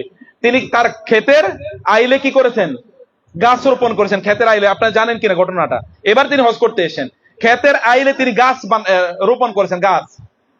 এবং গাছ রোপণ করার সময় তিনি নিয়ত করেছেন, আল্লাহ এই গাছগুলো যখন বড় হবে এগুলো বেচে আমি হজ করব, এগুলো বিক্রি করে কি হজ করবো, ক্ষেতের আইলে। এবং তিনি হজ করতে এসেছেন, সত্যি তার ইন্টারভিউ নিচ্ছিল একটা টেলিভিশন চ্যানেল। তখন তিনি বলেন, বাবা আমার আরো বড় গুরুত্বপূর্ণ ঘটনা আছে। কি বলে, যখন গাছগুলো বড় হওয়া শুরু হলো তখন আমি রাতের অন্ধকারে গাছগুলোকে গিয়ে ধরে আমি যাবে এরকম ধরতাম এবং বলতাম, আল্লাহ এই গাছ তো আমি হজ করার জন্য আমি রোপণ করছি, তুমি গাছগুলোকে বড় করো, এগুলোকে দ্রুত বিক্রি করে যেন আমি হজ করতে যেতে পারি। এবং তিনি বলেন, আমার প্রথম গাছটা আমি 30,000 টাকা বিক্রি করলাম, ওটা দিয়ে আমি দ্রুত হজের বুকিং দিলাম, আর বাকিগুলো বেচে আমি হজ করতে এসেছি। 25 বছর পর্যন্ত গাছ লাগিয়ে হজ করতে এসেছি। এই লোকের সাধনার লেভেলটা দেখেন তো, এই লোকের সাধনার লেভেলটা দেখেন তো। আর আপনি তো হয়তো হুট করে চলে এসেছেন, আপনার হয়তো সিদ্ধান্ত নেই, মনে চাইছে গেলাম, মনে চাইছে গেলাম। এটা কিন্তু ওইরকম জার্নি না, এটা ওইরকম সফর না। It is called to be an eternal সফর। রাসূলের জীবনের এই সফরটা কয়বার ছিল বলেন তো? হজের সফর একবার, এবং তার জীবনে সর্বশেষ সফর। এখান থেকে ফিরত যাওয়ার পর তিনি কি আর কোথাও মুভ করতে পারেন নাই। তিনি অসুস্থ হয়ে পড়লেন এবং তিনি মারা গেলেন, ইন্তেকাল করলেন। মনে হয় যেন, আমার অন্য একটা আলোচনা আমি বলেছি, মনে হচ্ছে যেন আল্লাহ তাআলা তার রাসূলকে পাঠাইছেন হজটা প্রতিষ্ঠিত করার জন্য। কারণ হজ এমন একটা ইবাদত, এর মধ্যে এমন কোন ইবাদত নাই যেটা এর মধ্যে ইনক্লুডেড না। Everything is there. হজের মধ্যে সকল ইবাদত আছে। এবং হজের মাধ্যমে তিনি কি করেছেন? তাওহীদ প্রতিষ্ঠা করেছেন। হজের মাধ্যমে তিনি তাওহীদ প্রতিষ্ঠা করেছেন। হজের গোটা সফরটা রাসূল সাল্লাল্লাহু আলাইহি ওয়াসাল্লামের কি ছিল? তিনি মুআল্লিম, তিনি তালিম দিয়েছেন। হজের সফরে তিনি 4টা খুতবা দিয়েছেন মক্কায়। আমরা যেটাকে বিদায় হজের ভাষণ জানি। টোটাল ভাষণ কয়টা ছিল? 4টা ভাষণ ছিল। এই 4টা ভাষণের আমরা একটা সামারি তৈরি করে, এরপরে সামারি আমাদের কাছে এসে এটা বিদায় হজের ভাষণের নামে। এর মধ্যে মিনায় ছিল 2টা ভাষণ, আরাফাতে একটা ভাষণ এবং মক্কায় বাইতুল্লাহ একটা ভাষণ। 4টা ভাষণের সমন্বয় হলো বিদায় হজের ভাষণ। এই মিনায় রাসূল সাল্লাল্লাহু আলাইহি ওয়াসাল্লাম 2টা ভাষণ দিয়েছেন। এর মধ্যে এই যে এরকম একটা ভাষণ, আরেকটা ভাষণ হলো 10 তারিখে রাসূল সাল্লাল্লাহু আলাইহি ওয়াসাল্লাম যখন মিনায় পাথর মেরেছেন, তারপরে তিনি আরেকটা ভাষণ দিয়েছেন। অতএব প্রিয় ভাইরা, আপনাদের এই সফরটাও যেন আপনাদের লার্নিং সেশন হয়, ইটারনাল সেশন হয়, লাইফ চেঞ্জিং সেশন হয়। আল্লাহর কাছে দোয়া করা, প্রার্থনা করা, আল্লাহর কাছে চাওয়া, সবকিছু আল্লাহর কাছে চান, কোনো কিছু বাদ দেবেন না, সবকিছু আল্লাহর কাছে চান। আপনার সুস্থতা, আপনার পরিবার, আপনার সন্তান, আপনার স্ত্রী, আপনার স্বামী, আপনার ইবাদত, আপনার বাণিজ্য, আপনার দুনিয়া, আপনার আখেরাত। একদল লোক কেবল দুনিয়া চায়। আল্লাহ তাআলা বলেছেন মিনায় একদল লোক কি চায়, ওয়া মিনান নাসি মান ইয়াকুলু রব্বানা আতিনা ফিদ দুনিয়া ওয়া মা লাহু ফিল আখিরাতি মিন খালাক। মিনার এই আয়াতগুলোতেই, হজের আয়াতগুলোতে আল্লাহ তাআলা বললেন একদল লোক তারা মিনায়, তারা বসে বসে কেবল আল্লাহর কাছে দুনিয়া চায়, আল্লাহ দুনিয়া দাও, আমার চাকরি প্রমোশন লাগবে, আমার ব্যবসায় এক্সপানশন লাগবে, আমার সন্তানগুলোর কি তাদের বিয়ে শাদী লাগবে, অথবা তাদের চাকরি বাকরি লাগবে, তাদের সুস্থতা লাগবে, দুনিয়া ছাড়া কিচ্ছু নাই। আর একদল লোক তারা বলে ওয়া মিনহুম মান ইয়াকুলু রব্বানা আতিনা ফিদ দুনিয়া হাসানা ওয়া ফিল আখিরাতি হাসানাতাও ওয়া কিনা আযাবান নার। আরেকদল লোক তারা তিনটা জিনিস আল্লাহর কাছে চায়, একটা হলো দুনিয়ার, আর দুইটা হলো কোথাকার, আখিরাতের। একটা রব্বানা আতিনা ফিদ দুনিয়া হাসানা, আল্লাহ দুনিয়া কল্যাণ দেন, ওয়া ফিল আখিরাতি হাসানা, আখিরাতে কল্যাণ দেন, এবং তিন নম্বরে কি, ওয়া কিনা আযাবান নার, জাহান্নাম থেকে বাঁচান, জাহান্নামের শাস্তি থেকে আমাদেরকে বাঁচান। জাহান্নামের শাস্তির কথা তো একটু আগে বললাম, কি শাস্তি? জাহান্নামের শাস্তির কথা একটু আগে বললাম, কি শাস্তি? কোরআনে আল্লাহ সুবহানাহু ওয়া তাআলা বলেছেন জাহান্নামীরা আল্লাহকে প্রতিদিন তারা বলতে থাকবে, তারা বলতে থাকবে, এবং তারা জাহান্নামের ফেরেশতা মালিককে বলবে, তারা বলবে মালিক, ইয়া মালিক লিয়াকদি আলাইনা রাব্বুক, এই জাহান্নামের ফেরেশতা মালিক, সর্দার ফেরেশতা তাকে বলবে আল্লাহকে বলেন তো আমাদেরকে একেবারে শেষ করে দিতে, আমরা আর এই শাস্তি নিতে পারছি না। আল্লাহকে বলেন, অথবা ইউখাফফিফ আন্না ইয়াওমান মিনাল আযাব, আমরা তো যুগের পর যুগ শাস্তি পাচ্ছি, আল্লাহকে বলেন না একদিন শাস্তিটা কি একটু একটু স্থগিত করতে, একদিন, কমপক্ষে একদিনের জন্য, ইয়াওমান মিনাল আযাব, একদিন। এই কথা বলার পর 40 বছর পর জাহান্নামের ফেরেশতা তাদেরকে লক্ষ্য করে বলবেন, অথবা আল্লাহ বলবেন ইকসাউ ফিহা ওয়ালা তুকাল্লিমুন, চুপ, কোনো কথা বলা যাবে না। এই কথা যখন বলা হবে, এরপর থেকে জাহান্নামীরা আর কথাও বলতে পারবে না, কেবল তাদের মুখ থেকে গরুর মতো, ছাগলের মতো, বানরের মতো, অথবা অন্যান্য প্রাণীর মতো গুং শব্দ বের হবে, আর কোন শব্দই তাদের মুখ থেকে বের হবে না, কথাই বলতে পারবে না। আপনি যদি আপনার অ্যাপিলে পেশ না করতে পারেন, তাহলে গ্যারান্টি হবে কখন? আপনি তো আপনার বক্তব্যই উপস্থাপন করতে পারছেন না, আপনার কষ্টের কথাই বলতে পারছেন না। বাচ্চা যদি কষ্টের কথা না বলতে পারে, তাহলে কেবল কাঁদবে, আপনিও বুঝতে পারবেন না, ডাক্তারও বুঝতে পারে না। অতএব তাদের কথা বলার ক্ষমতায় আল্লাহ তাআলা কে নেবেন জাহান্নামে। এই জাহান্নাম থেকে বাঁচার জন্য আল্লাহর কাছে বলতে হয়, এই ময়দানে এসে জাহান্নামের কথা বলুন, আল্লাহকে জাহান্নাম থেকে বাঁচার কথা বলুন, জান্নাতের কথা বলুন, এবং অন্য যা আছে সব বলুন, সব লিস্ট ডাউন করেন, একাকি বলেন, আলাদা হয়ে যান, এবং কেবল মনে করবেন না হুজুর যখন দোয়া করবে তখনই দোয়া করব। কারো কারো তো হুজুরের দোয়ার মধ্যে টেস্ট লাগে, ওনার নিজের দোয়ার টেস্ট নাই, কেবল হুজুরের দোয়ার টেস্ট লাগে। হুজুরের দোয়াতে সবসময় টেস্ট থাকার দরকার নাই, হুজুর তো হুজুরের দোয়া করবে, আপনার দোয়া আপনি করবেন। দোয়া করতে হয় একাকি, ইযা নাদা রাব্বাহু নিদাআন খাফিয়া, আল্লাহকে একা একা বলতে হয়, একা একা বলতে হয়, সবাইকে মিলে আল্লাহকে বলার দরকার নাই। আপনার কথা আপনি বলুন, আল্লাহকে বলুন, যেই ভাষায় পারেন এই ভাষায় বলুন, যেই ল্যাঙ্গুয়েজে পারেন সেই ল্যাঙ্গুয়েজে বলুন। আপনার ল্যাঙ্গুয়েজ কম না, আপনি কি খুব ভালো ভাষায় বলতে পারেন কি বলতে পারেন, এটা তো আপনার রব জানেন। আর আপনি না বললেও তিনি জানেন যে আপনার কি লাগবে, সেটা তিনি জানেন। তাকে বলুন, তাকে বললে এটাও ইবাদত হয়, এটাও নামাজের মতো ইবাদত। দোয়া করা নামাজের মতো ইবাদত, দোয়া করা কোরআনের মতো ইবাদত। অথবা আল্লাহর জিকির করতে থাকুন। হাদিসে রাসূল সাল্লাল্লাহু আলাইহি ওয়াসাল্লাম বলেছেন, মান শাগালাহু যিকরি আন মাসআলাতি আতাইতুহু আকসারা মা উতিয়া সাইলিন, কেউ যদি আমার জিকির করতে থাকে কিন্তু আমার কাছে চাওয়ার সময় পায় নাই, তাহলে আমার কাছে চায়া লোকেরা যা পেয়েছে, এই লোক না চাওয়ার পরেও আমি তাকে তার চেয়ে অনেক বেশি দান করব, কারণ তিনি আল্লাহর জিকির করেছেন। আল্লাহর জিকিরের ফল এটা, আল্লাহর জিকিরের চেয়ে উত্তম কোন ইবাদত নাই। অথবা আল্লাহ জিকির করুন, কোরআন তেলাওয়াত, আল্লাহ জিকির, কোরআন শুনুন, কমপক্ষে আপনি তেলাওয়াত না করতে পারেন শুনুন, শুনলেও আপনি সমান পরিমাণ সওয়াব পাবেন, অন্তরে ইম্প্যাক্ট তৈরি হবে, ভালোবাসা তৈরি হবে। প্রিয় ভাইরা, সম্মানিত বোনেরা, সবার জন্য দোয়া করবেন। একা একা দোয়া কবুল হওয়ার জন্য অন্য মুসলমানের জন্য দোয়া করা লাগে, যে আল্লাহ সকল হাজিদের দোয়া কবুল করে নিয়েন। দোয়ার ক্ষেত্রে কৃপণ হওয়া যায় না, দোয়ার ক্ষেত্রে যে কৃপণ হয় আল্লাহ তাআলা তার দোয়া রিজেক্ট করে দেন, ডিনাই করে দেন, ওর দোয়ার আল্লাহর কাছে পর্যন্ত পৌঁছে না। দোয়ার ক্ষেত্রে অন্যদিকে ইনভলভ করেন, তাদের কথা বলেন, আল্লাহ তাদের দোয়া কবুল করে নাও। সবার দোয়া, সবার জন্য আল্লাহর কাছে দোয়া করুন, সবার জন্য কল্যাণ কামনা করুন আপনার দোয়ার মধ্যে, এবং সবার জন্য আল্লাহ সুবহানাহু সবার যেন হজ্জে মাবরুর দান করেন, এই কথা আল্লাহ সুবহানাহু কাছে সবাইকে বলুন।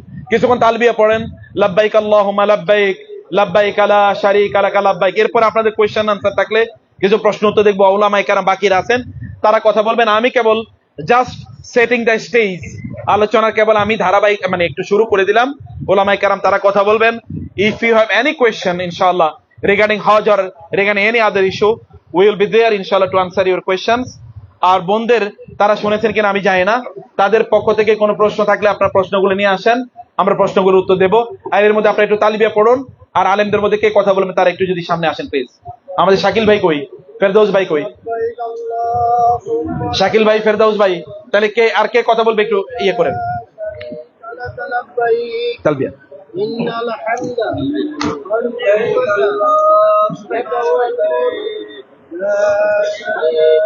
ছাতা দিছে মল মরিচ সবার একটা করে ছাতা তাই নাকি? মালটা দিল দেখে নিল সুবহানাল্লাহ সুবহানাল্লাহ।